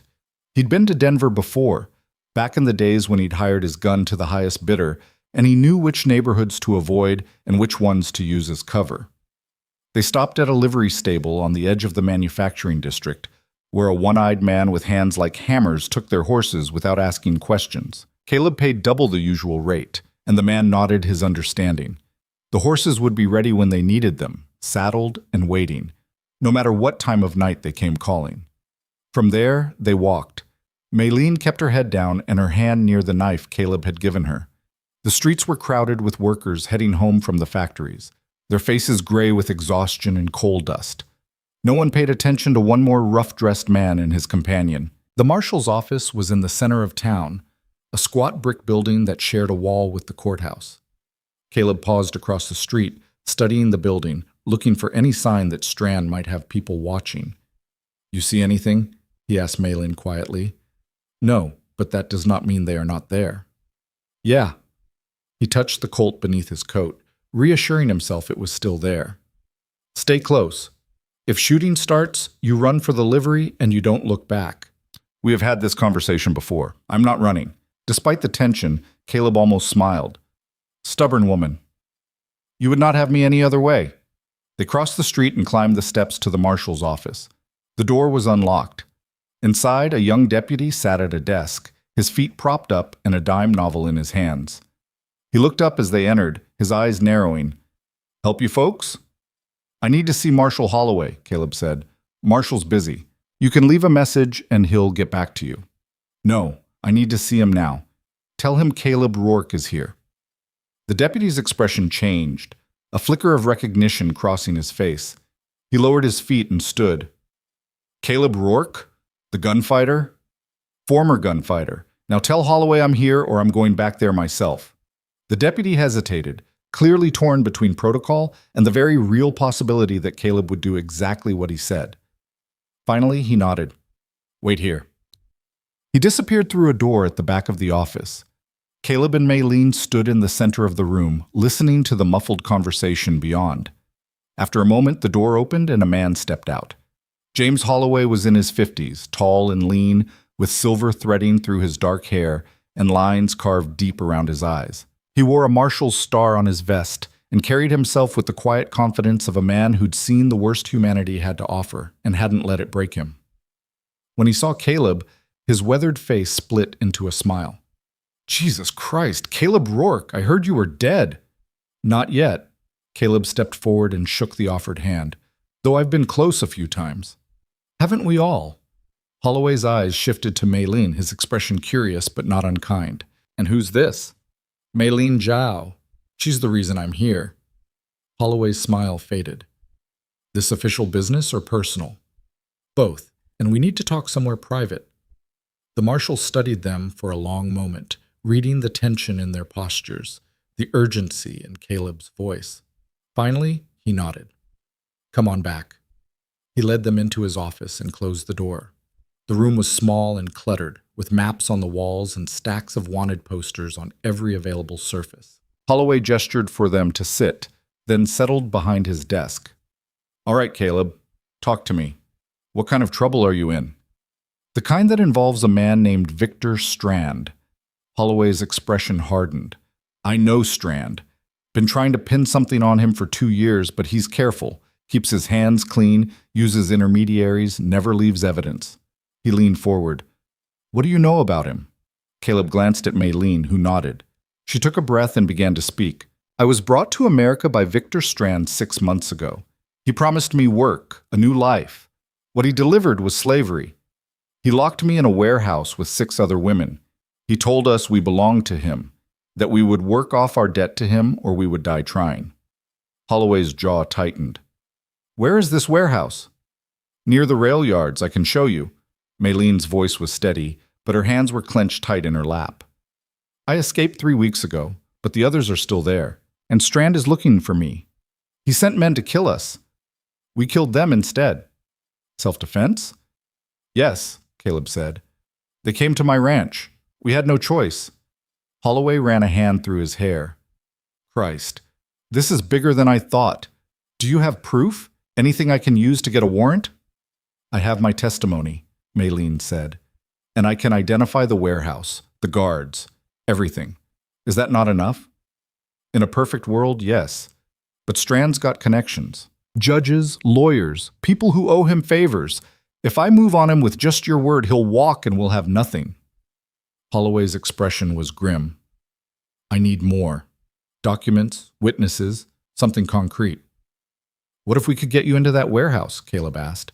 Show you the women, the evidence, all of it. How? We go in tonight, fast and quiet. Get the women out, grab whatever documents we can find. Then you come in with the law and finish it.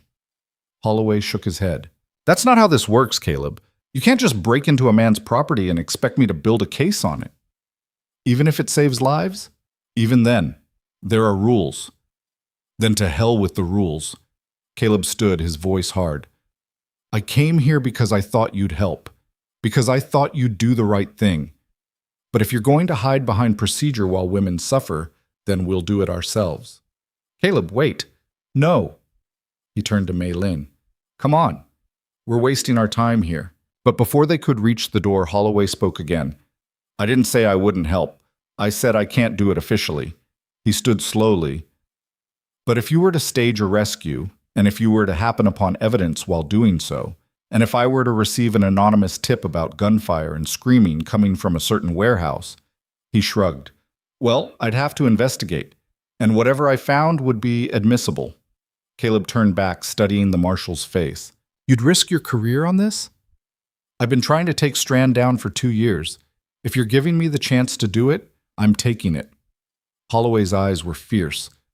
But I can't be part of the initial entry. You understand that, right? I show up afterward, when it's already done. How long after? Give me 30 minutes from the first shot. That's all I can promise. Caleb looked at Mei Lin. She nodded. All right, Caleb said. We go in at midnight. That gives us time to scout the location and wait for the streets to clear. And if something goes wrong? Then you never heard from us and we were never here. Holloway extended his hand. Good luck, Caleb. And be careful.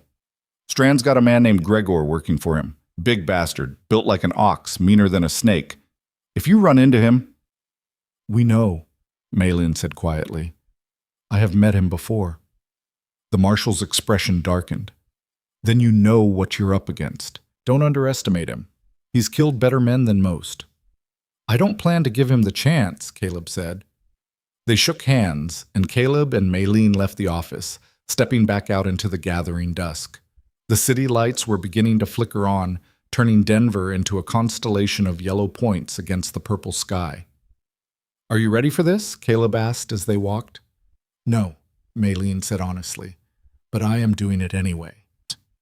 They made their way through the darkening streets toward the warehouse district, where the shadows were deepest and the night held its breath, waiting for what was to come. The warehouse loomed against the night sky like a sleeping beast, its windows dark and its walls silent. Caleb and Mei Lin crouched in the alley across the street, watching the building for signs of movement. They'd been there for an hour, counting guards, timing patrols, memorizing every detail. 2 at the front entrance, Caleb whispered. 1 at the back. That leaves at least 1 more inside, probably on the 2nd floor with the women. And Gregor? Haven't seen him yet, but he's in there somewhere. Mei Lin checked the pistol Caleb had given her, ensuring the cylinder was fully loaded. Her hands were steady despite the fear he could see in her eyes. What is the plan? We go in through the back, quiet as we can. Take out the guard there, then work our way up to the 2nd floor. Get the women out first. Everything else is secondary. And if we are discovered, then it gets loud and we improvise. Caleb drew the Colt and checked it one last time. You remember what I told you. You stay behind me, you don't take unnecessary risks, and if I tell you to run, I will not run. Mei Lin, she touched his face, silencing him. We do this together. You have to trust me. Caleb closed his eyes, torn between the need to protect her and the knowledge that she was right. Finally, he nodded. Together. But you stay sharp. I will. They waited until the front guards began their patrol around the building, then moved. They crossed the street like shadows, pressing themselves against the brick wall of the warehouse. The back entrance was 50 feet away, guarded by a single man smoking a cigarette. Caleb gestured for Mei Lin to stay put, then crept forward, moving with the silent precision of a man who'd done this too many times to count. The guard never saw him coming. Caleb's arms snaked around the man's throat, cutting off his air before he could cry out. They struggled for a moment, then the guard went limp. Caleb lowered him to the ground and checked his pulse. Still alive. Good enough. He signaled Mei Lin forward, and together they slipped through the back door into the warehouse. Inside, the air smelled of oil and old wood and something else. Fear, sharp and metallic. They moved through the storage room, weaving between crates and barrels. Their footsteps silent on the dusty floor. Stairs led up to the 2nd floor, narrow and steep. Caleb went first, his gun leading the way. At the top of the stairs they found a hallway. A single lantern burned on a hook, casting flickering shadows. At the end of the hall, a door stood slightly ajar, and through it came the sound of quiet weeping. Caleb's jaw tightened. He moved toward the door, Maylene right behind him. He eased it open, the hinges creaking softly. The room beyond was exactly as Maylene had described, a large space divided by curtains, with beds arranged in rows. Women occupied half of them, their faces gaunt and hollow in the dim light. A guard sat in a chair near the door, his head drooping in sleep. Caleb crossed the room in 3 strides and pressed the barrel of the Colt against the guard's temple. The man's eyes snapped open. "Make a sound and you die," Caleb whispered. "Nod if you understand." The guard nodded frantically. Caleb struck him across the temple with the gun, and he slumped unconscious. The women were stirring now, their eyes wide with fear and confusion. Maylene stepped forward, speaking softly in a language Caleb didn't understand. Recognition dawned on several faces, followed by hope. "We are getting you out," Maylene said, switching to English. "But you must be quiet. Can you walk?" They could. Some were stronger than others, but all of them rose from their beds, gathering what few possessions they had. Caleb counted 6 women, just as Maylene had said. "We go down the back stairs," he told them. "Single file, no talking. There's a marshal waiting outside who will take you somewhere safe. Understand?" They nodded, their eyes never leaving his face. In their expressions, Caleb saw everything he needed to know about what they'd endured. It made his blood boil. They were halfway to the door when it burst open and Gregor filled the frame. He was massive, easily 6.5 feet tall and built like a mountain. His face was brutish and expressionless, his eyes flat and dead. In his hand, he carried a club studded with nails. "Going somewhere?" His voice was surprisingly soft, almost gentle. It made him more terrifying. Caleb raised the Colt. "Get out of the way." Gregor smiled, a terrible, empty thing. "No." He moved with shocking speed for a man his size, swinging the club in a vicious arc. Caleb dove to the side, the weapon missing his head by inches and slamming into the wall hard enough to splinter wood. The women screamed and scattered. "Get them out!" Caleb shouted to Maylene. "Now!" Maylene grabbed the nearest woman and pushed her toward the stairs. "Go! All of you! Go!" They ran, and Gregor turned to pursue, but Caleb fired, the bullet catching the giant in the shoulder. He barely flinched. Instead, he turned back to Caleb with that terrible smile still in place. "My turn," he said, and charged. Caleb fired again, hitting center mass, but Gregor kept coming. The club swung again, and Caleb rolled, feeling the wind of its passage ruffle his hair. He came up firing, emptying the Colt into Gregor's torso, and still the man didn't fall. How the hell was he still standing? Gregor backhanded Caleb across the face, sending him crashing into a bed frame.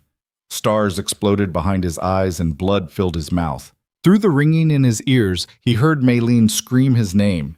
He looked up to see Gregor raising the club for a killing blow. And Maylene shot him. The pistol cracked once, twice, 3 times. One of the bullets caught Gregor in the throat, and finally, he stumbled. Blood poured from the wound, and the giant fell to his knees, his hands going to his neck in a futile attempt to stop the flow. He looked at Maylene with those dead eyes, and for just a moment, something almost human flickered there. Then he fell face first onto the floor and didn't move again. Maylene lowered the smoking pistol, her whole body shaking. Caleb dragged himself to his feet, spitting blood, and pulled her close. "You saved my life," he said hoarsely. "You saved mine first." Her voice was barely a whisper. "Are we even now?" "Not even close." Footsteps pounded on the stairs. Reinforcements. Caleb grabbed Maylene's hand. "Time to go." They ran for the back stairs, bullets chasing them, wood splintering around them. Behind them, Caleb could hear shouts and the sound of more men entering the building. They hit the first floor at a dead run, bursting through the back door into the alley where the women were huddled. "Move!" Caleb shouted. "Toward the street!"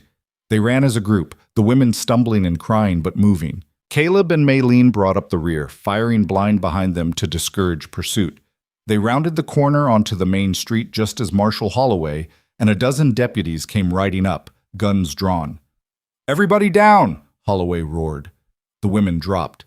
Caleb pulled Maylene down with him, covering her body with his own. The deputies swarmed the warehouse, and for the next 10 minutes, the night erupted in gunfire and chaos. When it finally fell silent, Holloway came over to where they lay, extending a hand. "You two all right?" Caleb took the offered hand and hauled himself up, then helped Maylene to her feet. We're alive. The women?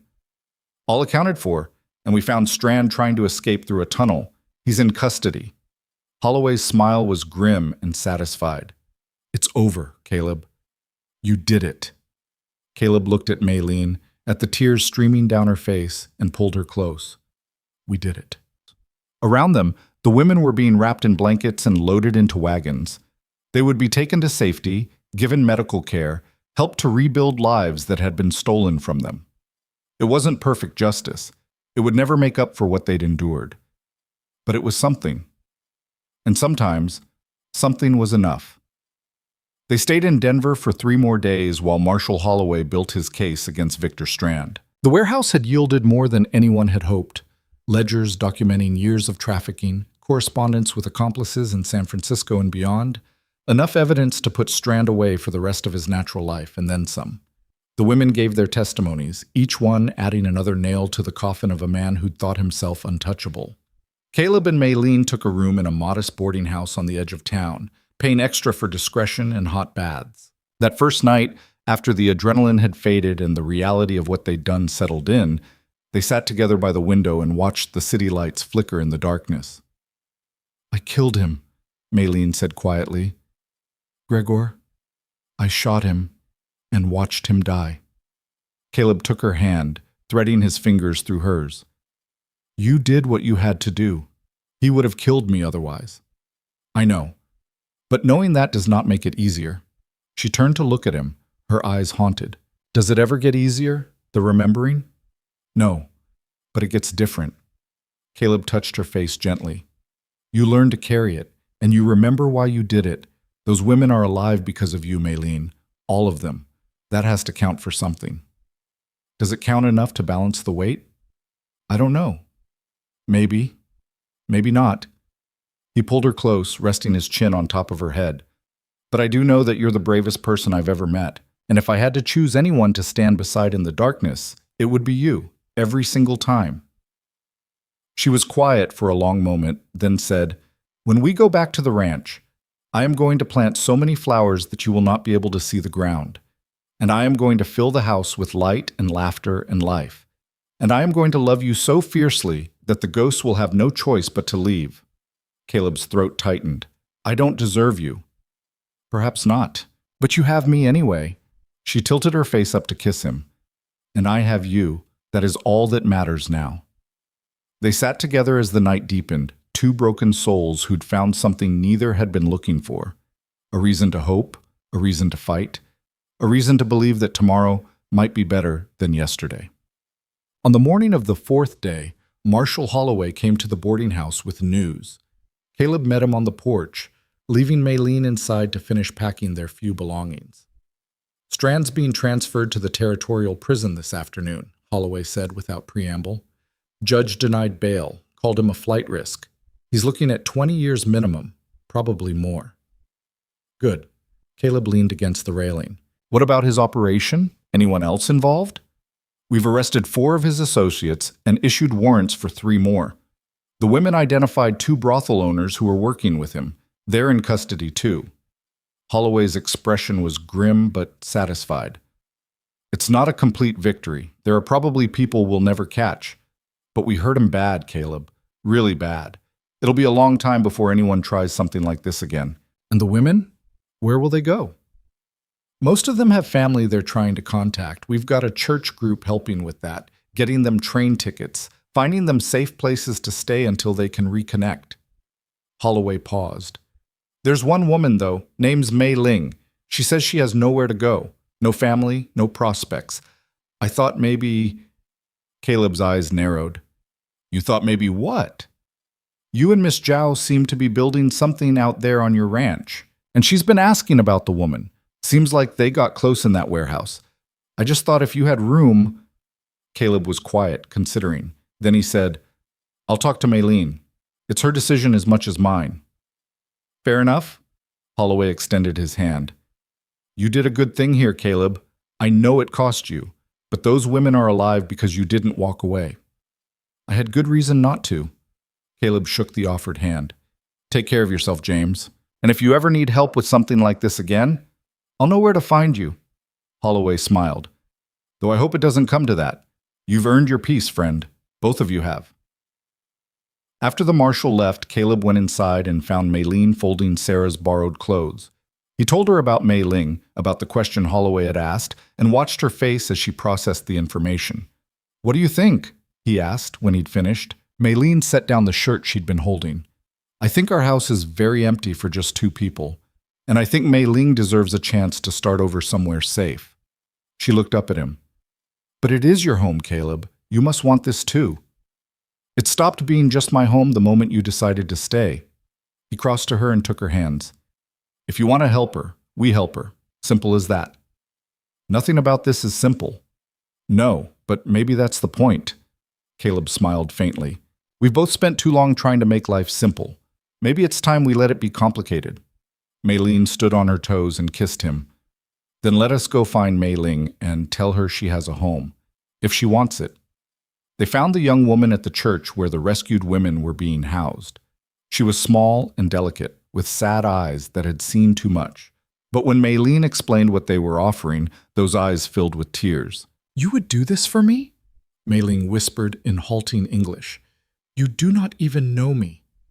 "I know enough," Maylene said gently. "I know you deserve better than what was done to you. And I know that healing is easier when you are not alone." Maylene looked between them, searching for deception or hidden motives and finding none. Finally, she nodded. "I would like to come with you, if you are certain." "We're certain," Caleb said. "Get your things. We leave in an hour."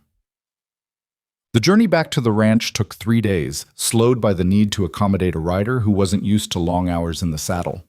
But Mei Ling proved tougher than she looked, gritting her teeth through the discomfort and never once complaining. By the time they crested the final ridge and saw the ranch spread out below them in the valley, she was sitting straighter, her eyes clearer. "It is beautiful," she said softly. Caleb looked at the place through her eyes and saw it differently than he had in years. The house with its stone chimney and weathered wood, the barn with its new roof, the cottonwood on the hill where Sarah lay buried, the garden plot where Maylene had already cleared the ground. All of it looked like possibility instead of memory, like a place where life could happen instead of a monument to death. "Yeah," he said. "I guess it is." They rode down into the valley as the sun began its descent toward the mountains. The horses sensed home and quickened their pace, eager for familiar stalls and fresh hay. Caleb helped the women dismount, then led the horses to the barn while Maylene showed Mei Ling inside. When he returned to the house, he found them in the main room. Maylene was explaining the layout, showing Mei Ling where everything was kept, and the younger woman was listening with an attention that suggested she was memorizing every word. They looked right there, Caleb thought. 2 women who'd survived hell and come out the other side, building something new together. "There's a small room off the kitchen," Maylene was saying. "It was used for storage, but we can clean it out, make it yours. It has a window facing east. You will wake to the sunrise." "I do not want to impose," Maylene said quietly. "You are not imposing. You are helping." Maylene smiled. "This house has been too quiet for too long.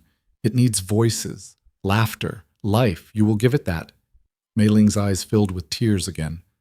"I do not know how to thank you." "You do not need to thank us. You just need to be willing to start over. Can you do that?" "I can try." "Then that is enough."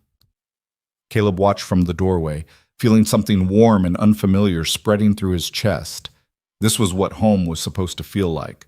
Not a place to hide from the world, but a place to build something worth protecting. Not a tomb for the past, but a foundation for the future. He was starting to understand that now. Spring deepened into summer and the ranch transformed. Maylene planted Sarah's garden with seeds she'd bought in Denver and cuttings she'd gathered from the wildflowers that grew along the creek.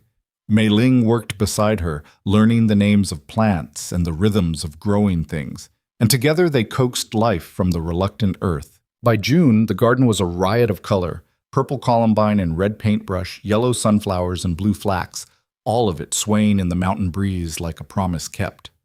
Caleb repaired the fence that ran along the eastern pasture and built a proper chicken coop behind the barn. The hens that Mei Lin bought from a neighboring rancher laid eggs prolifically, and suddenly there were fresh omelets for breakfast and the sound of clucking filling the morning air. It was domestic and ordinary and nothing like the life he'd imagined for himself. It was perfect. The three of them fell into a rhythm. Caleb handled the heavy work, repairs, breaking horses, hunting. Maylene managed the household and the garden, her organizational skills transforming chaos into order. Mei-ling learned quickly, taking on whatever tasks were needed, and slowly the sadness in her eyes began to fade, replaced by something that looked like contentment. In the evenings, they would sit together on the porch and watch the sun set behind the mountains. Sometimes they talked. Sometimes they sat in comfortable silence. But always, there was the sense of being part of something larger than themselves, a small community built on mutual respect and shared trauma and the determination to create something better. One night in late July, as the stars wheeled overhead and the crickets sang in the grass, Maylene turned to Caleb and said, "I think it is time." "Time for what?" "To marry me, as you promised." Caleb looked at her, at the starlight caught in her dark eyes, and felt his heart do something complicated in his chest. "You're sure?" "I have never been more sure of anything." She took his hand. "I want to be your wife, Caleb Rourke. I want to wake beside you every morning and fall asleep in your arms every night. I want to build a life with you that honors what we have survived and celebrates what we have become." Mei Ling, who'd been sitting quietly on the steps, stood and smiled. "I will go inside, give you privacy." "No, stay," Maylene said. "You are family now. You should be part of this." The younger woman's eyes widened, then filled with grateful tears. She sat back down and Caleb realized that Maylene was right. Mei-ling was family. She'd become so without him even noticing, in the quiet way that family sometimes forms, not through blood, but through choice and commitment and shared meals around a common table. "All right then," Caleb said, turning back to Maylene. "When?" "As soon as possible. I do not want to wait anymore. There's no preacher closer than Copper Ridge. That's a day's ride." "Then we ride tomorrow, the three of us. We get married, we come home, and we start our life together, officially." Caleb thought about arguing, about pointing out all the practical concerns and complications, but looking at her face, seeing the joy and certainty there, he realized he didn't want to wait either. They'd already wasted too much time being afraid, being careful, protecting themselves from the possibility of loss. It was time to choose differently. "Tomorrow then," he said, and kissed her. Mei-ling clapped her hands together, laughing with delight, and for a moment the porch was filled with the kind of happiness that makes the stars seem brighter and the night less dark. They rode to Copper Ridge the next morning, taking the wagon instead of horses so Mei-ling could come along. The town was small but respectable, with a church at one end of the main street and a general store at the other. The preacher was an elderly man named Reverend Walsh, who'd been marrying couples in these mountains for 30 years. He took one look at Caleb and Maylene standing in his parlor, holding hands, and smiled. "You two look like you've got a story," he said. "We do," Caleb admitted, "but it's not one we're ready to tell." "Fair enough. Love's got its own language anyway." Walsh gestured toward the church. "Shall we?" The ceremony was simple. No grand words or elaborate promises, just two people standing before witnesses and committing themselves to each other. Maylene wore the blue dress she'd bought in Denver, and Caleb wore his cleanest shirt with his gun belt left conspicuously at the boarding house. Mei-ling stood beside them, serving as both witness and family, her eyes shining with happy tears. When Walsh asked if Caleb would take Mei-ling as his wife, to have and to hold through whatever trials might come, Caleb didn't hesitate. "I will," he said, his voice steady and sure. And when Walsh asked Maylene the same question, she smiled through her own tears and said, "I will. Always."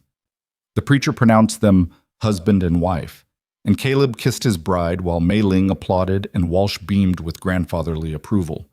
There was no reception, no party, no grand celebration. They signed the marriage certificate, paid the preacher his fee, and walked back out into the sunshine as husband and wife.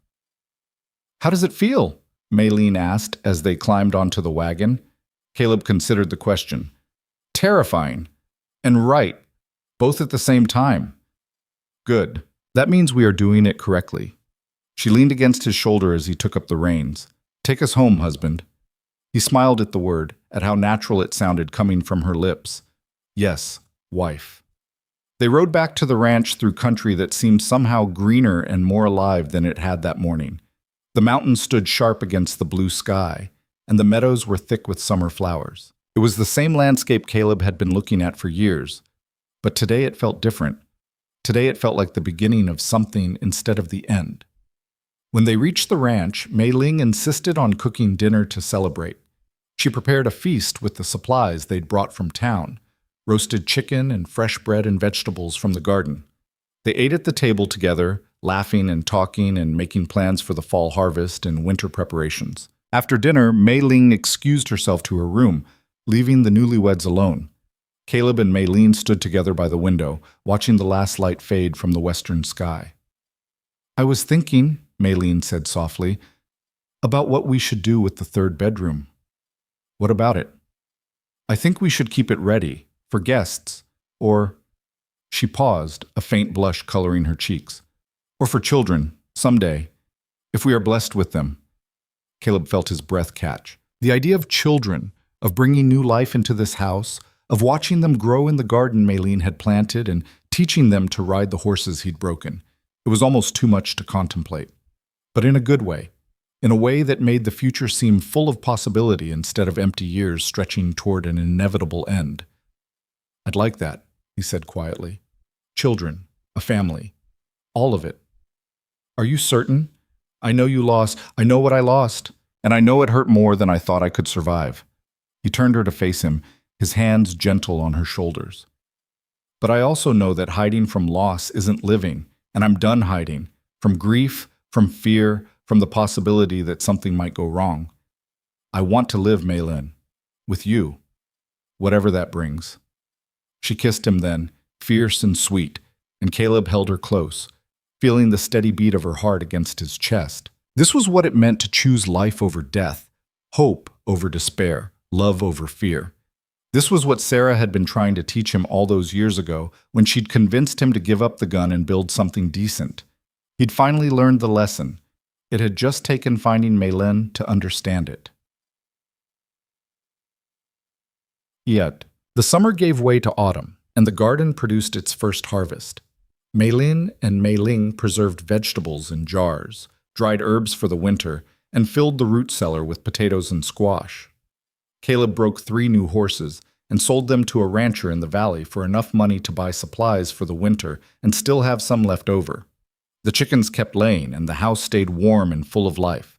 In September, Mei Ling told Caleb she was pregnant.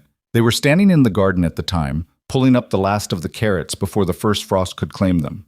She said it so quietly he almost didn't hear, and when the words registered, he dropped the carrots he'd been holding and stared at her. "You're sure?" he managed. "As sure as I can be. I have all the signs, and I feel different, changed." She touched her stomach, her expression a mix of joy and fear. "Are you happy?" Caleb couldn't speak. Emotions were crashing through him too fast to name, joy and terror and wonder, and the bone-deep fear that something might go wrong, that he might lose her the way he'd lost Sarah. But underneath all of it was something stronger, something that felt like gratitude for being given a second chance at the life he'd thought was over. "I'm terrified," he said honestly. "But yeah, I'm happy. So damn happy." Mei Ling laughed and cried at the same time, and Caleb pulled her into his arms, holding her like she was the most precious thing in the world. Because she was. She and the child she carried, they were everything that mattered now. When they told Mei Ling that evening, the young woman's face lit up with pure delight. "I will help," she said immediately, "with the baby. Whatever you need, I will be the best auntie you have ever seen." "I know you will," Mei Ling said, hugging her tight. "We are so lucky to have you." That night, lying in bed with Mei Ling curled against his side, Caleb thought about the journey that had brought them here. The blizzard that had driven Mei Ling to his door, the violence that had followed, the choice to fight instead of run, the slow, painful process of learning to hope again. None of it had been easy. Much of it had been terrifying, but all of it had been worth it. "Caleb?" Mei Ling's voice was sleepy, content. "Yeah? Do you still think about her, Sarah?" He was quiet for a moment, considering the question. "Sometimes, but not the way I used to. Before, remembering her felt like drowning. Now it just feels like honoring someone who mattered, who helped make me who I am." "Do you think she would have liked me?" I think she would have loved you, and I think she'd be glad I didn't spend the rest of my life alone. He kissed the top of Maylin's head. She always said I was too stubborn for my own good, that I'd need someone equally stubborn to keep me honest. Maylene laughed softly. Then I am exactly what you need. Yeah, you are. They fell asleep like that, wrapped around each other, the future stretching bright before them. What? Winter came early that year, but the house was ready. The woodpile was stacked high, the root cellar was full, and the animals were snug in the barn. Snow fell in great white curtains, transforming the ranch into something from a fairy tale, and inside the house, life continued. Maylene's pregnancy progressed without complication. She bloomed with it, growing rounder and more radiant as the weeks passed. Caleb watched her move through the house, singing to herself in a language he was slowly learning, and felt his heart swell with an emotion so powerful it sometimes left him breathless. Mei-ling proved invaluable, taking on more of the household work as Mei-ling's energy waned. The two women developed a closeness that went beyond friendship. They were sisters in all but blood, bound by shared experience and mutual affection. Caleb would find them sometimes, sitting by the fire and talking in rapid Mandarin, their laughter filling the house like music. He'd built something here. Not just a house or a ranch, but a family. The kind of family that chose each other instead of being bound by obligation. The kind that endured because everyone wanted to be there. On Christmas Eve, exactly 1 year after Mayline had first knocked on his door, Caleb stood on the porch and looked out at the snow-covered valley. The moon was full, turning everything silver and blue, and the silence was profound. But it was a different kind of silence than the one he'd endured for 3 years. This silence was peaceful instead of empty, restful instead of suffocating. Mayline came out to stand beside him, wrapped in a shawl, her belly round beneath it. "What are you thinking about?" she asked. "Last year, you, everything that's changed. Do you regret any of it?" "Not a single moment." He put his arm around her shoulders, even the hard parts, even the violence, because all of it led here, to this, to us. Yeah, to us. They stood together, watching the moonlight on the snow, and Caleb thought about the man he'd been a year ago, broken, bitter, convinced that life was something to be endured rather than lived. That man was gone. In his place was someone who'd learned that courage wasn't the absence of fear, but the choice to keep going despite it. That healing didn't erase the past, it transformed it. That love wasn't something you found, it was something you built, one day at a time, with patience and hope and stubborn determination. Mayline had taught him all of that, she and the life they were creating together. "Come inside," she said, shivering slightly. "It is too cold out here." "In a minute. I want to remember this." "Remember what?" "This moment, this feeling, so that when things get hard, and they will, I can come back to it. To right now, to knowing that we made it through the storm." Mayline smiled and kissed his cheek. "The storm did not destroy us, it brought us together. Remember that too." She went inside, leaving Caleb alone with the night. He looked up at the hill where Sarah lay buried beneath the cottonwood, and for the first time in 3 years, he spoke to her. "I hope you'd approve," he said quietly. "I hope you'd understand. I loved you. I still do. But I'm learning to love her too. And I think maybe that's okay." The wind whispered through the trees, and in it, Caleb thought he heard something like forgiveness. Or maybe permission. Or maybe just the universe telling him it was time to let go of the guilt and embrace the future. He went inside, closing the door on the cold and the past and everything that no longer served him. Mayline and Mei-ling were by the fire, laughing about something, and when they saw him, they made room for him in their circle. This was his family now, his home, his life, and it was everything he'd never known he needed. Spring arrived in a rush of green and growing things, and with it came Mayline's time. The baby arrived on a warm April morning, announced by Mayline's sharp cry and the controlled chaos that followed. Caleb sent Mei-ling racing to fetch the midwife from Copper Ridge, while he stayed with Mayline, holding her hand and murmuring encouragement as she labored.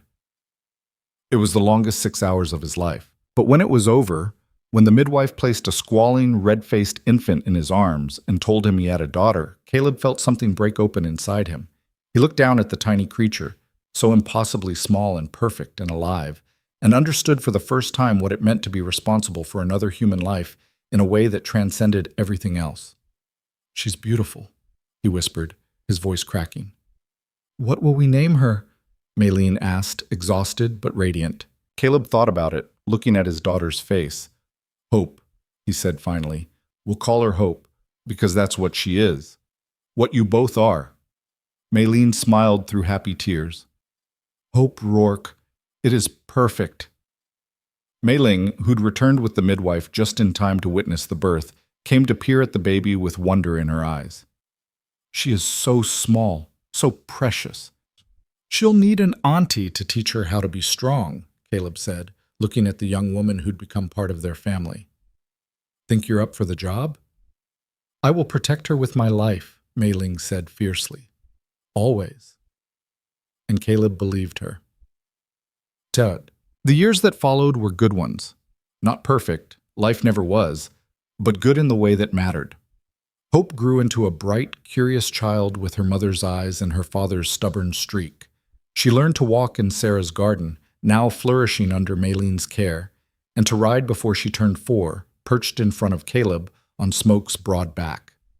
Mei-ling stayed with them, becoming not just family, but essential to the functioning of the household. She never married, though she had suitors. She said she was content where she was, helping to raise Hope and working the land they all shared. No one questioned it. Family was family, however it was formed. Caleb taught his daughter to shoot when she was 8 and to track when she was 10. Mei-ling taught her to read and write and speak Mandarin. Mei-ling taught her about plants and healing and the importance of kindness even when the world was cruel. Between the 3 of them, they raised a child who was strong and compassionate and utterly fearless. Sometimes, on quiet evenings, Caleb would ride up to the cottonwood on the hill and sit beside Sarah's grave. He'd tell her about Hope, about Mei-ling, about the life he'd built from the ashes of the one they'd started together. And though he couldn't prove it, he liked to think she was listening. That somehow, wherever she was glad he'd found his way back to the living. On Hope's 10th birthday, the whole family gathered in the garden for a celebration. Mei-ling had baked a cake using precious sugar they'd saved for the occasion, and Mei-ling had woven flowers into Hope's dark hair. As the sun set and the candles were lit, Caleb looked around at the faces of the people he loved and felt a contentment so profound it brought tears to his eyes. "What is it?" Mei-ling asked, noticing. "Nothing, just this, all of it." He gestured at the garden, the house, the people gathered there. "I never thought I'd have this again. Never thought I deserved it." "Life does not give us what we deserve," Mei-ling said, taking his hand. "It gives us what we are willing to fight for, and you fought for this. For us. You earned every moment." "We earned it," Caleb corrected. "Together." Hope, impatient with the adult conversation, tugged on Caleb's sleeve. "Papa, can we eat the cake now?" He laughed and ruffled her hair. "Yes, sweetheart, we can eat the cake." They cut the cake and shared it around. And as the stars came out overhead, the family sang songs and told stories, and celebrated the simple fact of being together. It wasn't grand or dramatic, it was just life. But that was enough. More than enough. It was everything. 20 years after that Christmas Eve when Mei-ling had first appeared on his porch, Caleb Rourke stood in the same spot and watched the sun rise over the mountains. He was older now, his hair streaked with gray, and his hands marked by years of hard work. But he was happy in a way he'd never imagined possible. The ranch had prospered. They'd expanded the herd, bought more land, built a second barn. Hope had grown into a remarkable young woman who helped run the operation with skill and confidence. Mei-ling, still part of the family, managed the household and the garden with the same quiet competence she'd shown from the beginning. And Mei-ling, his wife, his partner, his reason for everything, stood beside him still, her hair now threaded with silver, but her eyes as fierce and bright as the day he'd first seen her bleeding in the snow. "What are you thinking about?" she asked, slipping her hand into his. "The past. The future. How lucky I am." "Luck had nothing to do with it." "No, I suppose not." He turned to face her. "We built this, didn't we? You and me and Mei-ling and Hope. We took nothing and made it into something worth having." "We did, and we are not finished yet." Maylene smiled. There is still so much to do, so much to see, so much life left to live. Then we'd better get started. They walked together back to the house, where the smell of coffee was already drifting from the kitchen and Hope's laughter echoed through the rooms. The garden was in full bloom, a riot of color against the spring morning, and the horses were calling to be fed. It was an ordinary day, a normal day. The kind of day Caleb had once thought he'd never have again. But that was the miracle of it. That after everything, the loss, the violence, the years of darkness, he'd found his way back to ordinary, to normal, to the simple, profound joy of waking up beside someone he loved and facing a day full of work and purpose and the knowledge that he wasn't alone. The storm that had brought Maylene to his door had changed everything. It had shattered his isolation, forced him to choose between death and life, and given him a reason to believe in second chances. He'd chosen life. They both had. And in choosing it, they'd created something that would outlast them both. A family, a home, a legacy of love built from the broken pieces of their pasts. As Caleb stepped through the door into the warmth and noise and beautiful chaos of his home, he sent up a silent word of gratitude, not to any higher power, but to the universe itself, for giving him one more chance, for sending a desperate woman through a blizzard to his door on a Christmas Eve he'd planned to spend alone, for the storm that had brought her home, and for every moment since,